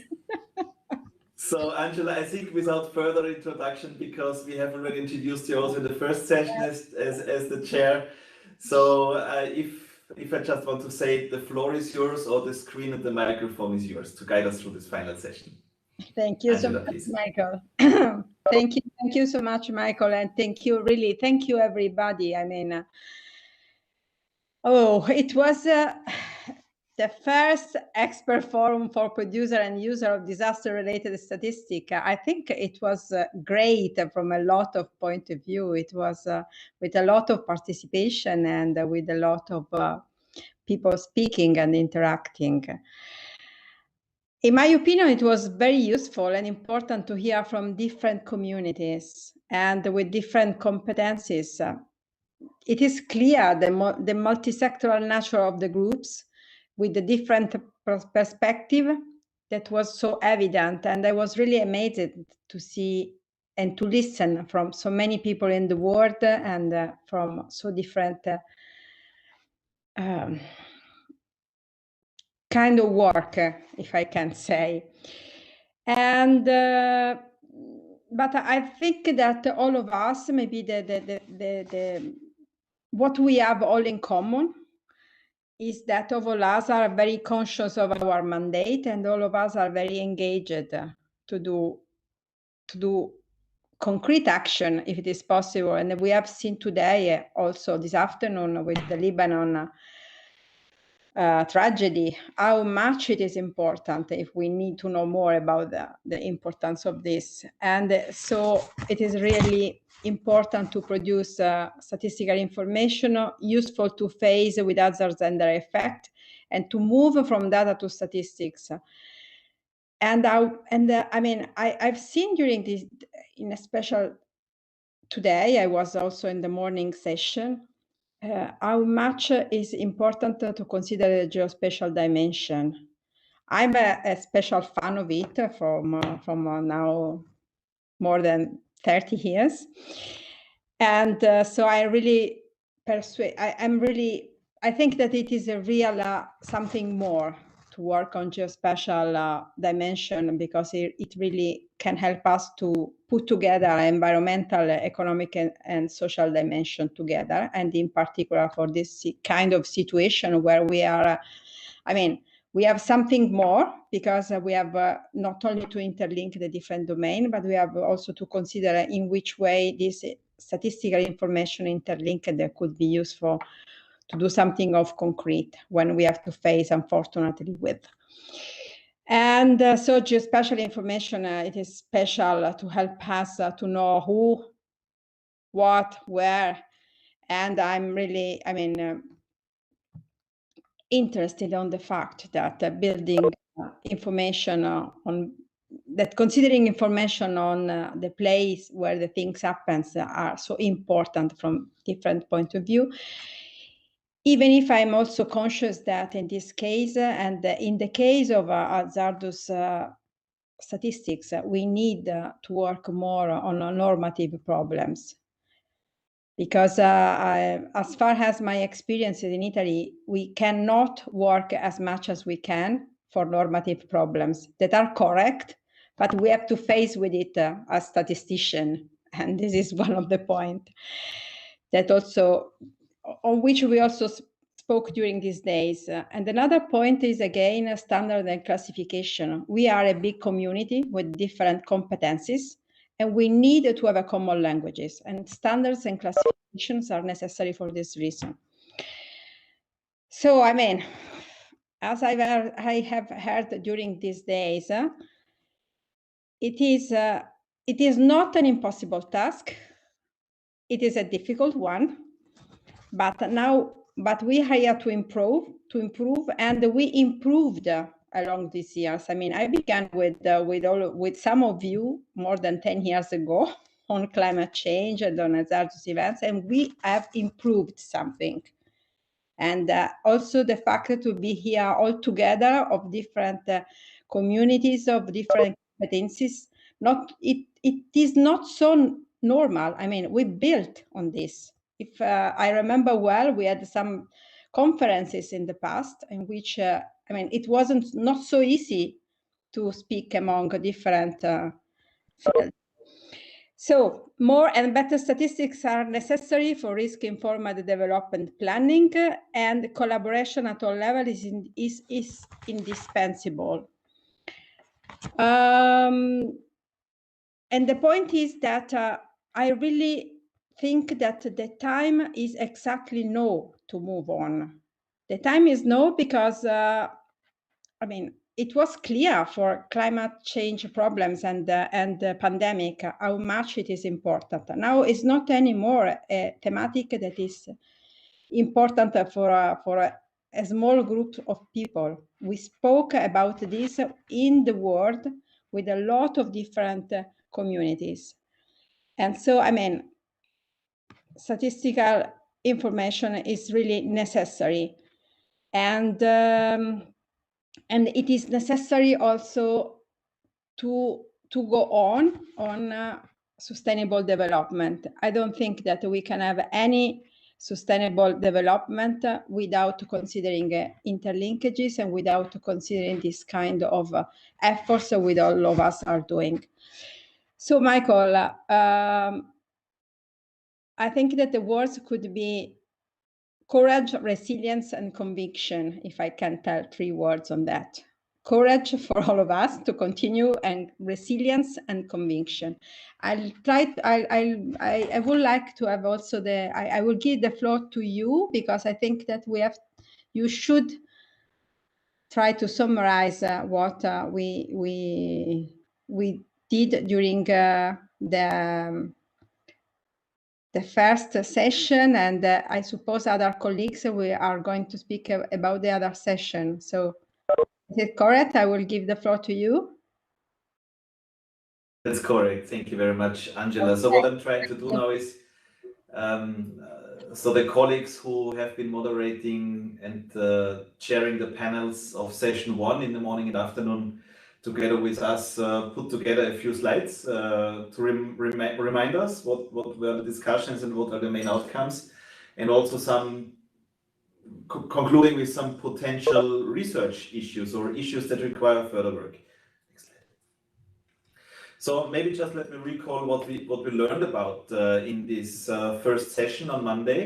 I think one important message was that the regional commissions, UNSD, and also the UNDRR recalled their commitment to closely collaborate. So that really this community of practice has been established first by the IAEG and now really showing activity by this expert forum. So I think this is something where the commitment is very important to continue collaboration with each other. The keynote speech that we had from Ambassador McCook also reminded us of the high expectations and the trust policymakers have in official statistics for disaster risk management. So it doesn't come out of nowhere that there is a question, what could be the role of official statistics in disaster risk management? What should be the role? How can we improve? Then we also had a presentation of international frameworks, recommendations and classifications, namely the disaster-related statistics framework. The work that we did here in ECE about the recommendations on the role of official statistics, but also about the revealed hazard classification terminology. So this reminds us we are not starting from scratch. The statistical community together has collaborated already with their partners in trying to find common languages, standards, or common frameworks that we can use to work on. And we also had a very good discussion with users and producers of several countries from around the world, where we had a discussion what statistics can offer and what actually users need. So we have now a few key takeaway messages from this, and this will lead us then finally to what needs to be done.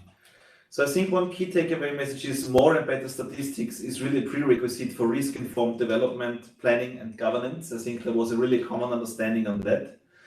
And this requires interagency collaboration at national, regional, and global levels. So this issue of partnership came up very often in the discussion, I think across all the sessions. We need fit-for-purpose statistical and hazard classifications and internationally agreed statistical and quality assurance frameworks. But I think all in all, what was kind of the seed that needs to be planted are partnerships. So to develop a kind of ecosystem for the data that we need really partnerships on all levels. With the establishment of this global interagency expert group on disaster-related statistics, including this expert forum that we are just in, the global community has taken major steps to address this challenge. Maybe a little bit more specific messages that came out from the discussions. We need to find ways to get development or improvement of disaster-related statistics in the agendas of national statistical offices. So the question remains very often how to kickstart this work, how to get the mandate. There might be additional data processing skills and capacity needed for the analysis of disaster-related statistics for those NSOs that already have lots of data. So how to make the best out of information or of data which is already available. The partnership issue that I already mentioned. We have a very nice partnership now on the global level. I think we are, today, right now, this is a partnership. The question is how to bring it down, how to bring it to the national level, how to do this, that you and your colleagues in the countries continue with this dialogue. And another point that came up was this kind of what we have seen also today in session 3. I think some protocols are needed, specifically in emergency situations that really clearly define what are the roles and responsibilities of the different entities, including the national statistical offices, to provide access to the data that is really needed. We need rules. We have no time to talk about statistical confidentiality. We need to define these rules in advance. We need to define What are the tools, for example, in making data available in the right disaggregation, in the right quality to react immediately in case of emergency? And I think this became very clear in the presentations that we have heard also today. We came up with a few issues requiring further work. I go quickly through them. So there are 2 points about statistical classifications. We have some existing statistical classifications that maybe are not 100% fit for purpose from the lens of disaster-related statistics. So they need to be reviewed. We have this new hazard classification that needs a statistical review. Better communication and use of official statistics through interactive maps, dynamic visualizations is needed. We know many countries are doing already this, but I think there is higher potential in many countries to do it. Existing statistics are not always used to the maximum extent possible. We need to find ways to better use existing statistics. Again, coming back to coordination and communication between users and producers. We heard about certain data quality issues, and it was in particular the data quality component timeliness that plays a crucial factor. The rollout of the disaster-related statistics framework as a kind of global guidance was considered as an important step forward. And the question is how to bring on board the different expert communities and the specific technical languages. International organizations should continue to provide platforms for exchange and knowledge of experience. And one question was also how to improve trust in official statistics, which are competing with a wide range of data sources, including governmental data sources, but also social media. I think this is also something that came up not only in session 1, but in other sessions as well. We tried to turn this into a few possible areas for future work. Review of existing statistical classifications, pilot testing of revised hazard classification, then measuring of different aspects of disaster risks, such as direct and indirect impacts, vulnerability, or adaptation. Then one possible area of work could to consider working on how to improve the quality elements that are needed for better use of official statistics, modeling, forecasting, filling of data gaps. It's actually a very long list. And I think in the next step, we need to prioritize so that we really see what has to be tackled with priority over the next few years. Next. And there might be also some further work to be considered by various national, regional, and global mechanisms, such as the development of guidance, such as capacity development, or continuing with platforms of knowledge exchange for the communication and use of official statistics, to support the coordination with stakeholders, guidance on how to develop new statistics that is needed, guidance how on practical implementation of this normative work, important normative work that has already been developed, such as the disaster-related statistics framework or hazard classification, or also guidance on how to improve trust in official statistics for disaster risk management. My closing word here is, I think we don't need to start from scratch with this guidance, because there is lots of guidance available from other statistical domains, but maybe we should review them from a new lens, from the perspective of making official statistics better for disaster risk management. So these are some kind of conclusions of the discussions we had in session 1. And yeah, back to you, Angela. Thank you. Thank you very much, Michael. Thank you so much. And I think there should be also the synthesis of session 2. So please, who is going to, because I mean, I lost. Kanza Ahmed will present. Yeah, please, thank you. I'm not very sure anymore who is in and who is out at the hand. Thank you. It's also difficult for us to stay on track, no worries. I'm very much in, Angela. Thank you very much. And good morning, good afternoon, and good evening to everybody still online and for sticking with us all week. So what I was going to do is just run through the key highlights and themes that came out of session 2.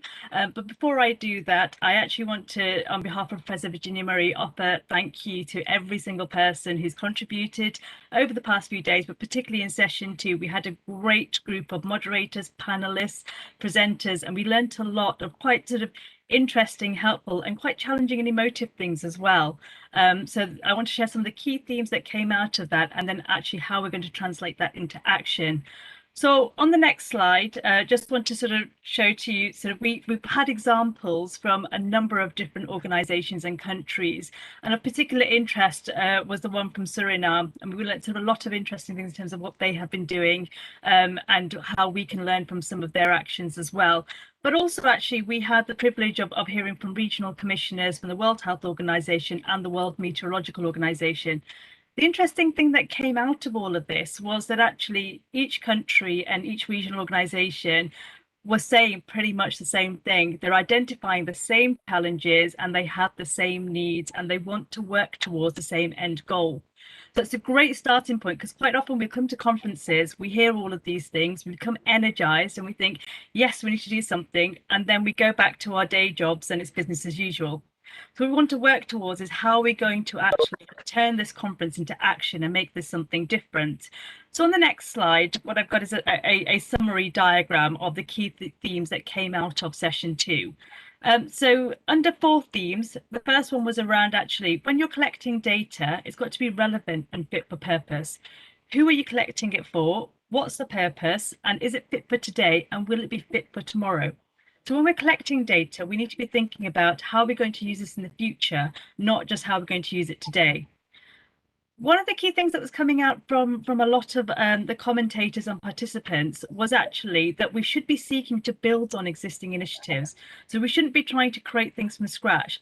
We have data sets that already exist. We have mechanisms that already exist. So for example, we know mobile data is sort of available in many countries.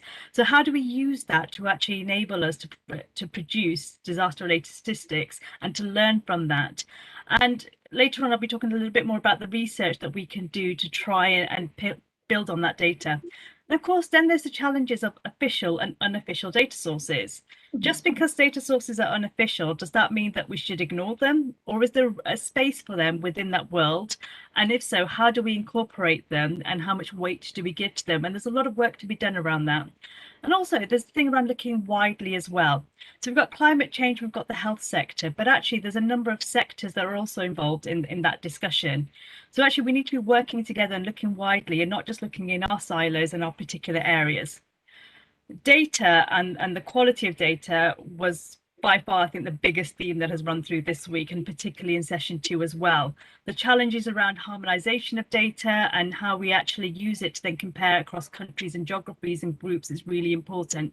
We need one standard. And when people are collecting data, what we need to do is actually get them to think about the wider picture. Who else might need this data? What might they need? And so actually we go down the process of having to tell us once. We're not asking the same stakeholders for the same information over and over again. We actually make sure we're asking once and we ask the right thing. And again, you've heard from Angela, you've heard from Michael, you've heard from Wafa and others today. Partnership working and stakeholders is absolutely critical. How do we bring the right people together and make sure that we're working well together? But also, how do we utilize the wealth of data in the private sector? There's a lot of private organizations in this arena. We heard earlier around some of the presentations of where private sector data was really important. But also actually at the heart of everything we do is the public we serve and the people out there. So how do we make sure that we engage with the interested and the non-interested citizens and speak to them in a way that actually is meaningful and the way they can engage with? So for example, earlier in session 2, Adam Smith from NOAA had talked about, you know, when we put out a weather alert and we say to the public there's going to be winds of 150 kilometers, the majority of the public, let alone professionals, can't visualize that. So we've got to talk to them in a term that actually they understand, in a language that they understand, that they're able to then use and act upon. So in summary, so we've got to have the current situation. We know we've got to build on existing initiatives and understanding. We know there are challenges because if there weren't any challenges, we'd have done this already. But that's great because now we're in that position where we acknowledge the challenges and we're prepared to work on it. And the challenges are complex, they're compound, they're cascading, and they're compartmentalized. We know that. But the key thing is around how do we engage our strategic leaders, political leaders, to ensure we've got the funding in place to be able to take this work forward. And how do we mix the official and unofficial and put together a global framework that everybody can work towards? If we can master that, the benefit is huge. There's a benefit in harmonization of data. So offices for national statistics and health ministries and other sectors are actually working to the same standards. We'll have a better understanding of the baseline so that we know then what the impact of our interventions are. And actually, ultimately, the public that we serve will get the multi-sectoral disaster risk reduction strategies and inputs that they really need. So what were the research themes that came out of it? So on the next slide, there were 6 research themes that were arising. The key one and priority was data standards. We've got to have good classifications and good data harmonization. We need also a clearer understanding of the wider impacts, the social, economic, politics, and how do we measure a political intervention? How do we measure social issues? There's a lot of work and research to be done around that.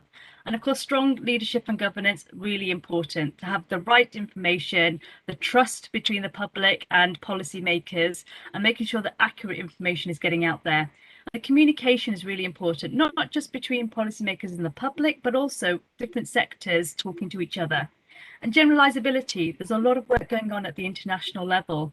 How do we make that practical and embedded into national level? And overall, the foundation of all this is having good, effective partnerships and data ecosystems. We need to make sure that the right people are talking to each other and that the information flows are streamlined.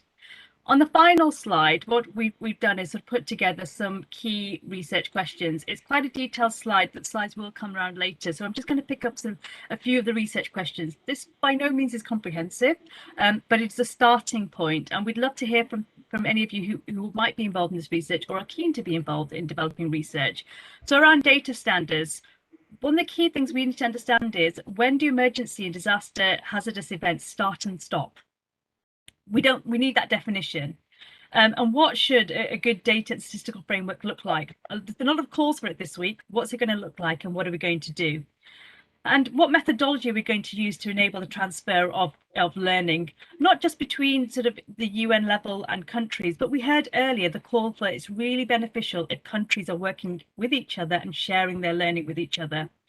And finally, how do we develop that effective communication? This conference is that first starting point for developing that effective communication, but how do we take the positives from this and continue it going forward? So there's a lot of work to be done, but there's also a lot of positivity and energy. So let's use this as an opportunity to work together and build upon that. So from myself, a massive thank you to everybody who's been involved, who's listened, who's participated. It's been an absolutely fantastic conference, and I look forward to hearing what we've done next year in terms of these research questions. So thank you very much, and over to you, Angela. Thank you so much. Thank you so much, Kansa. And I think that I'd like to give the floor to Rike if she's in, even if it should be very late in Bangkok. Rike, are you in? Yeah, I'm in Bangkok, Angela, and so good evening to everyone. It is getting a bit late here. Angela, thank you so much for your very nice introduction to this very last session of the expert forum. I actually think you came with your own very succinct and to the point summary there at the very beginning.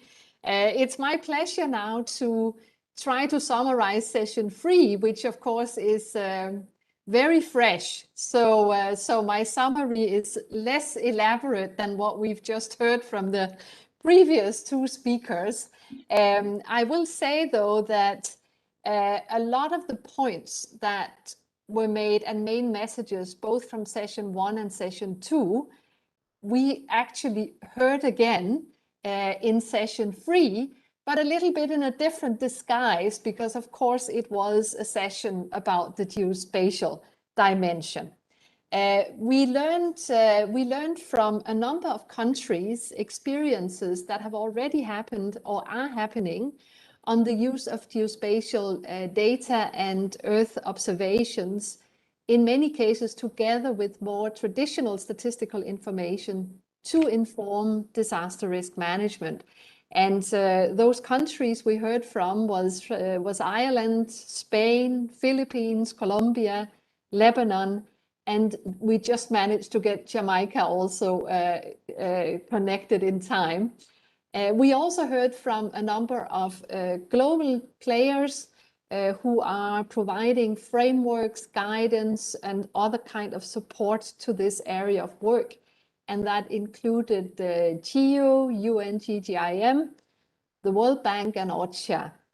And what came out in the discussions and during the panel discussions in particular was the immense importance of bringing the geospatial and statistical communities together. It was very obvious from the examples we heard that this is a collaboration that is of mutual benefit and is also a necessity for bringing out the necessary localized information that is needed both for prevention and response.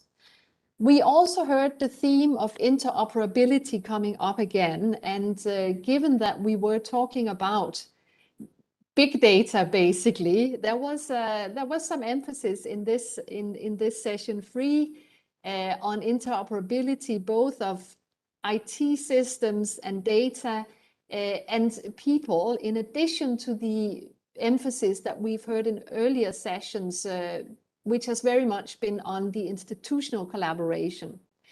And we learned of a number of frameworks that exist to facilitate conceptual and operational interoperability. And I'm going to list some acronyms now, and you don't need to feel bad if you can't follow them all. But they included the GSBPM, the GSGF, the SFTISD, and the IGIF. So I've just been rehearsing a little bit here. We saw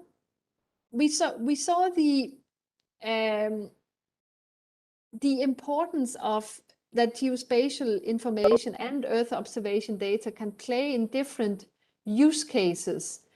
Just to refer to something our previous presenter just mentioned.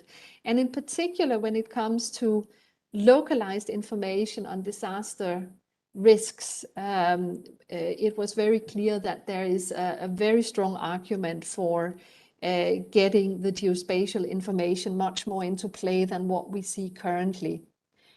We also saw from the concrete examples that what has been demonstrated in a number of cases is the use of this type of information for disaster response.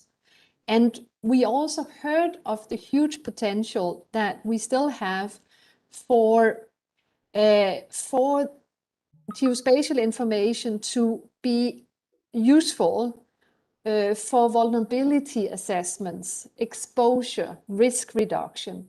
And it's probably in this field that we can all gain the most from using this type of data together with socio-economic and environmental statistics.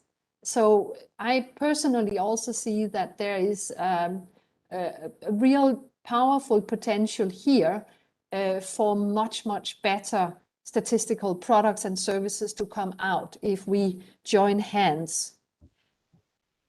We heard again of the importance of communication, and here it was very much with a focus on the meaningfulness and usefulness for users. Very much the issue of maps, of course, came up when we talk about this type of information, but also what we've heard earlier with dashboards, animations, and story maps.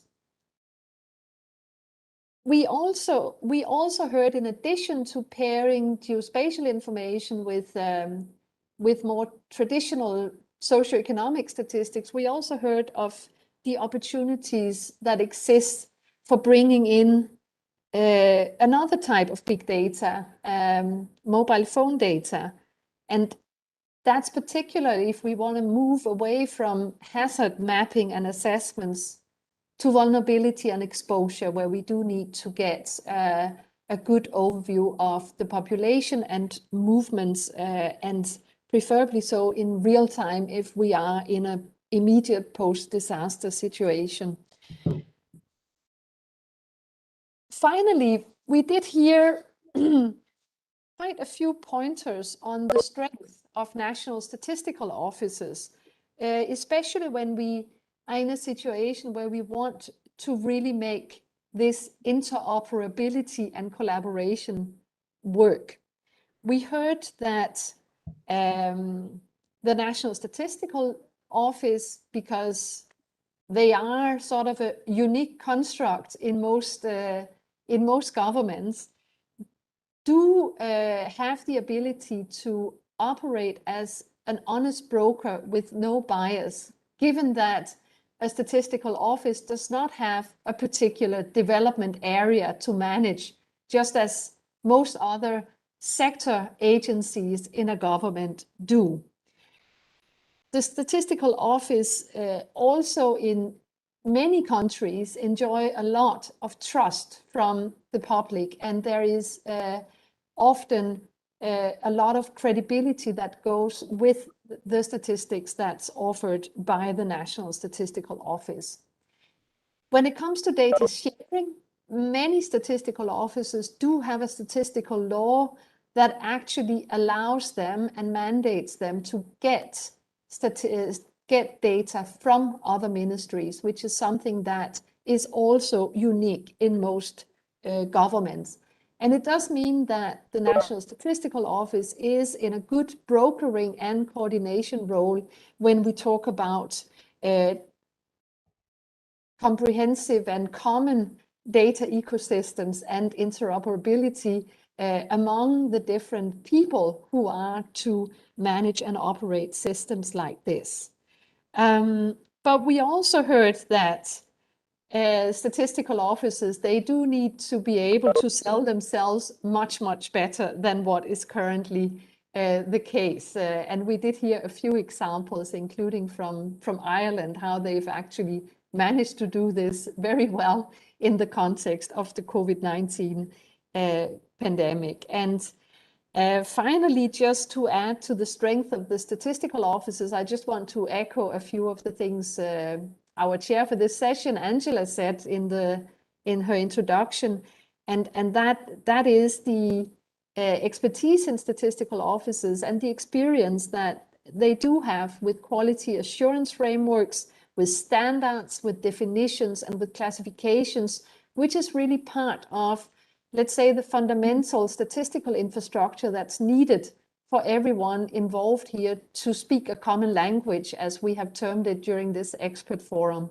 So with that, I will conclude my summary. I'm not going to promise that it's totally comprehensive right now, but it's the best Wafa and myself could do at this point. So back to you, Angela. Thank you. Thank you so much, Rika. Thank you also for all your job in these years, if I can tell. Michael, please, I suppose we should have Mentimeter now. Yes. Correct. So Stella will upload this. I would like to invite everybody to start a second window in your browser or to use your cell phone or tablet, because we have heard a lot about potential research items. And I would like to recall that one of the purposes of this expert forum was actually to identify areas of work that could be taken up by this interagency expert group on disaster-related statistics.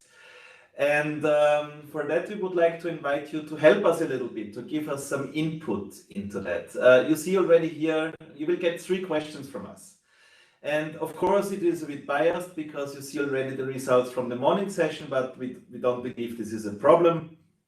Why not? So you can override this if you have a totally different opinion. But what we would like to hear from you is, we have here a bit of a simplified version of the research items. And of course, the results are not carved into stone, but this is one way of feeding into the discussions in the bureau of the IEG to take then a decision or to identify what should be tackled with priority. And we would like to invite you to go to this menti.com and to enter the code. And I think Stella has already posted it also in the chat, so it's easier just to click the link and to enter the code. And what we would like to see from you is, how would you prioritize these activities that are mentioned here? And I'm going to read them out quickly. Filling of data gaps as an important research item, the review of existing statistical classifications, or the work to increase the different data quality components with the focus on timeliness, which we learned is a critical issue. Measuring vulnerability, measuring direct and indirect impacts, the pilot testing of this revised hazard classification with a statistical lens, or issues related to modeling and forecasting. Maybe there are research items that you cannot find on the list and which you think are also important, but we have forgotten about them. You will get your chance to mention them in a later question. You have already seen, if you have answered this question, the Mentimeter will already lead you to the next question. Can you just give me the next one, Stella, please? The second question is more related to guidance, so not to specific technical work or methodological work. This is more related to which guidance is needed, or capacity development, or type of exchange of experience in these areas. So is there guidance needed with priority in the communication and use of official statistics? So how to make better use of what you already have? Is the guidance needed in the implementation of this normative work that has already been done over the last year, such as how to implement the disaster-related statistics framework, the CS recommendations, or the revised hazard classification? Is the guidance needed how we can improve trust in official statistics for disaster risk management? As I said, the COVID-19 disaster has shown us there is a kind of competition.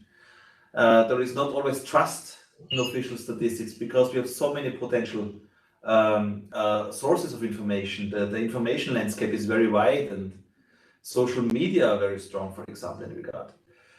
The information coming from official statistics is not always the same like from other government agencies. Is the guidance needed how to improve existing, or how to improve or establish partnerships on the national level and the development of related data ecosystems? Is the guidance needed how to develop new statistics that are needed, but maybe not in the regular work programs of statistical institutes? And the last question is, have you forgotten anything? So are there any additional important areas of work for the interagency expert group which haven't been mentioned in the questions before? So you see already a list here. So data on dynamic vulnerability and exposure, climate change vulnerability is mentioned here. Reaching out to organizations, managing disaster response. So I'm not reading out them all. There is a longer list that is there. So the purpose of this Mentimeter is mainly to have an additional input from you that helps us a little bit in prioritization of work that can be tackled by the IAG in the near future. So maybe Stella, so we have already lots of responses. Maybe Stella, you can go back to the first question so that we can see where we are now.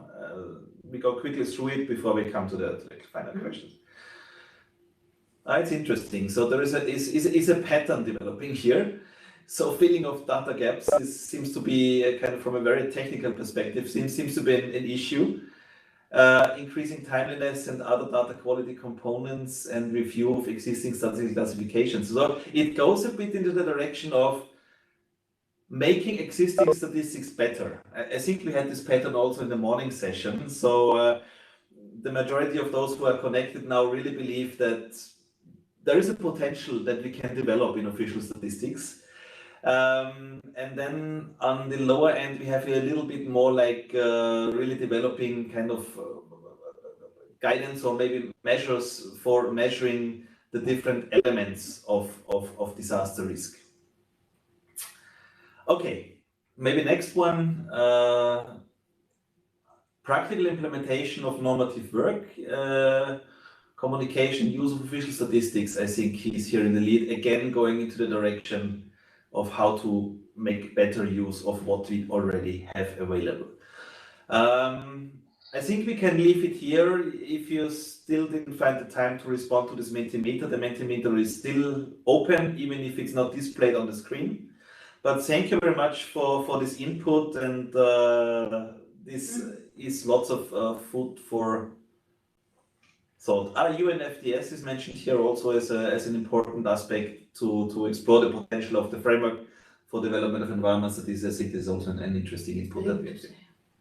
And yeah, okay, I think we can stop screening this. You can still give your input here. Thank you very much. This was very, very important to get a little bit an idea of where really the priorities should be. Back to you, Angela, and I think we can start with the last segment of our session. Thank you.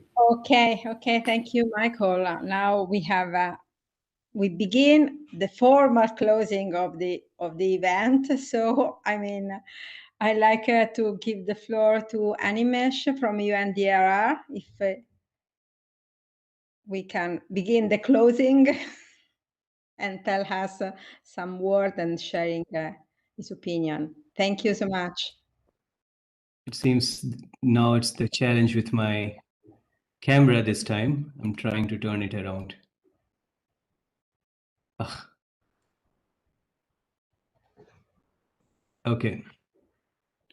Great. I hope you can see me and hear me. Thank you. Thanks a lot for that. Thank you. It all goes well when it ends well. A very good evening from Bonn, everyone. Good morning and good afternoon to some of you. I can't tell you how excited I am at the end of this forum, because I've just completed my first month in the new position in Bonn, and I was really very much looking forward to learning a lot during these 3 days of the forum, and my time has been very well spent.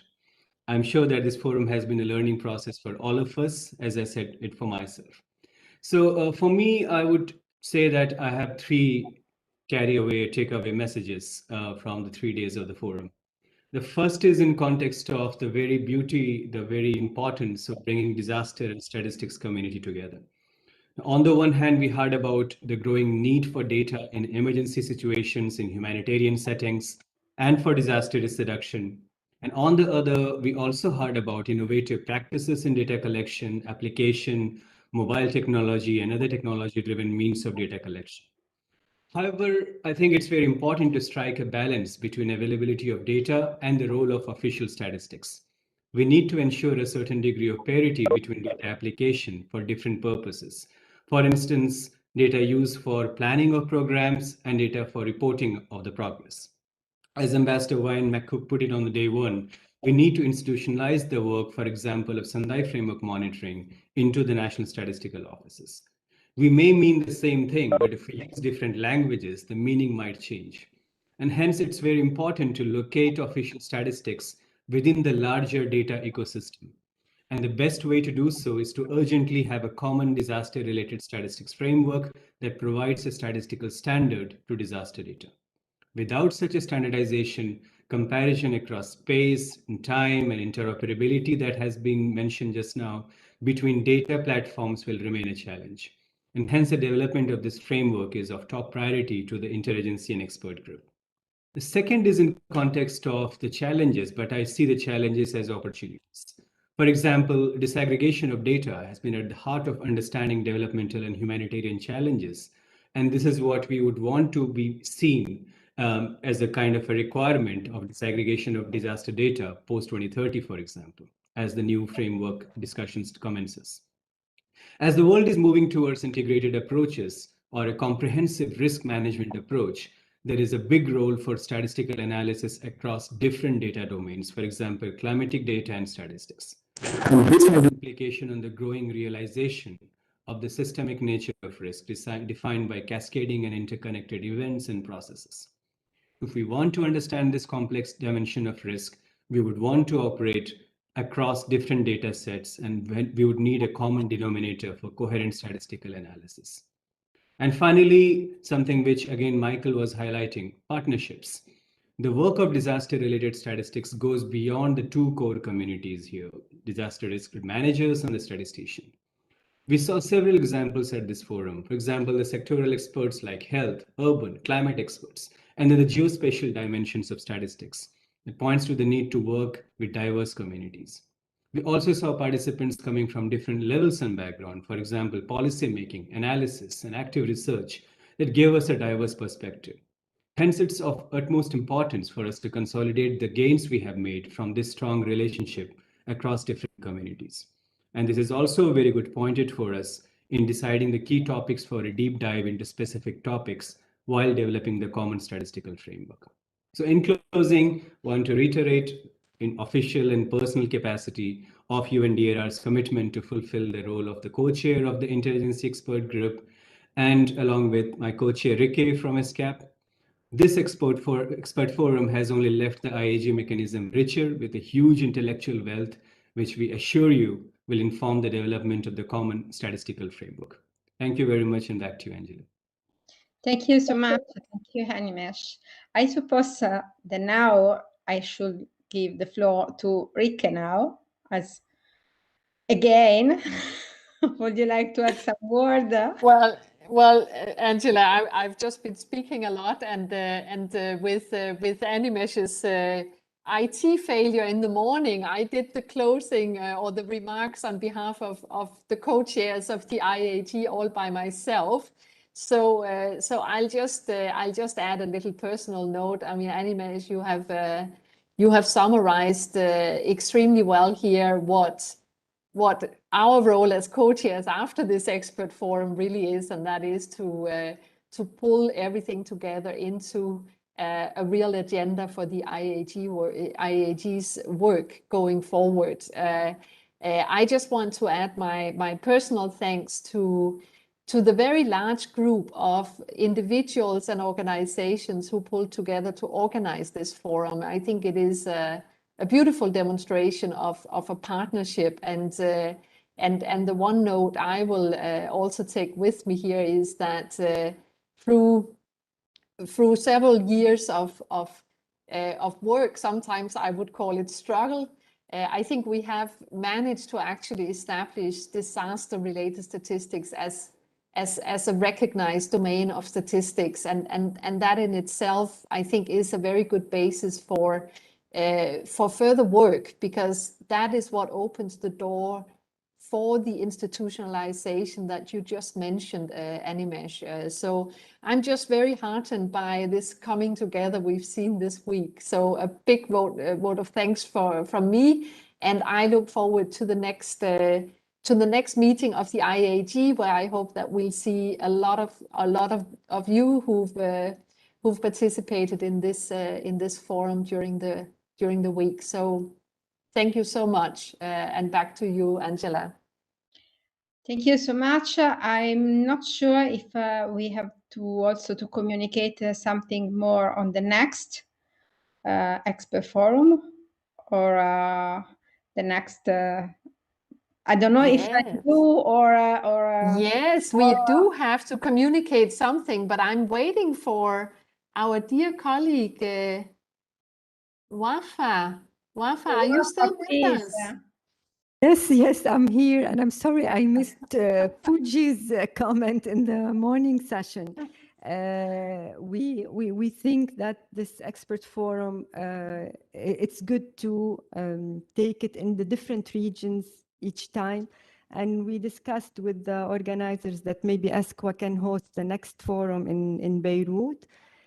We hope that we don't live the disasters again, and we'll be ready to organize this with all of you together, and having more on classification, more on data sharing, and more that we can bring together to this forum. So hopefully we'll meet again next year around maybe the same time. So thank you very much for everybody, and the participants and organizers, and everybody who worked on this. Thank you. Thank you, thank you. I hope that we can also see each other in presence, but I mean, it is a dream at the moment, but maybe. And Michael, would you like to add some words? Yeah, thank you very much. So just to say that that's an honor to be the host or representing the host of this very successful and I think very important meeting. I think this was like the kind of second birth of this international community of practice. The first one was like the setup of the interagency expert group, and now we have even a wider group with more participants.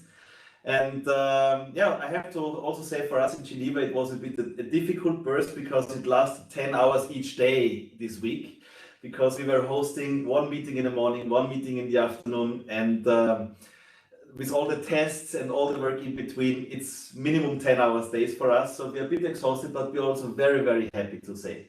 So investing time and dedication in an event like this with a team like that, it's just great. So we are delighted. We are very happy. Thank you for everything. And I hope that there is also tangible outcomes that bring us further, that help statistical offices, that helps the users of this information. As I already said, we have, I think, partnership on the international level. It's there. It's born. The baby is there. We bring the baby forward. We will let it grow. We meet hopefully in Beirut next year. The question is still how to bring it down to the national level. So I hope that many of you had a chance to get to know your counterparts in the country that you maybe were not even aware of, that they're working on the same area, that you have to team up. So maybe this is also a kind of seed that we have planted in the countries, in the regions, that you know better your counterparts and have a starting point for a dialogue, and maybe starting informally, but maybe then making something formal out of it. As we said, these partnerships are so crucial. That's the beginning. And then at the end, we will hopefully end up with the necessary data ecosystems. I would like to use the opportunity to also remind you of filling in the evaluation survey. Stella has posted this in the chat, but you will receive also an email from my colleague Caroline. Probably she has already sent it. This is very important. Please use 5 minutes because it gives us feedback how we performed as the organizers. You have also the opportunity to put suggestions for the organizers of the next expert forum. And last but not least, it's another opportunity to feed in your wish list, what the research agenda could be, should be. This is another means of providing us with suggestions. And all these outcomes of the meeting that we presented, the results of the evaluation survey, will be handed over into the good hands of the co-chairs and the bureau of the interagency expert group. So this is not the end. This is the beginning of a journey together, and all the products will be handed over. And I think we can make really something tangible and good out of it for the benefit of everyone. I would like to thank, like you did already before, Animesh, Rike, and others. I would like to thank specifically the organizing committee. So it was a pleasure working with you, setting this up. It was a hard work for all of us, but there was so much dedication to it, no matter what the time was in your countries, no matter how long the office hours were. I think we were working towards one goal, and we achieved it. This is my personal really feeling, and I'm really, really happy and delighted. I also would like to thank keynote speaker Ambassador McCook, who was really giving a very inspiring keynote speech and really showing, all the chain from what policy needs down to how we can support, how we can inform these policies, what the expectations of policymakers are, and what the trust actually in official statistics is to inform those policies and to inform also disaster risk management, really to help with better statistics, at the end of the day, to save lives. And I would like to thank, of course, all the moderators, speakers, and participants for all the contributions. This was great, and I would like to ask Stella to come here to my camera here. I hope you can. Oh, there's the camera on. Yeah, it's on the camera, right? I hope you can see also Stella now. I'm not sure if we are screened now, but thank you very much to Stella and my Geneva team. It was just great working together with you. And with that, back to you, Angela. Thank you. Thank you. Thank you so much, Michael. And really, thank you, everybody. Thank you for all the efforts that each of us did.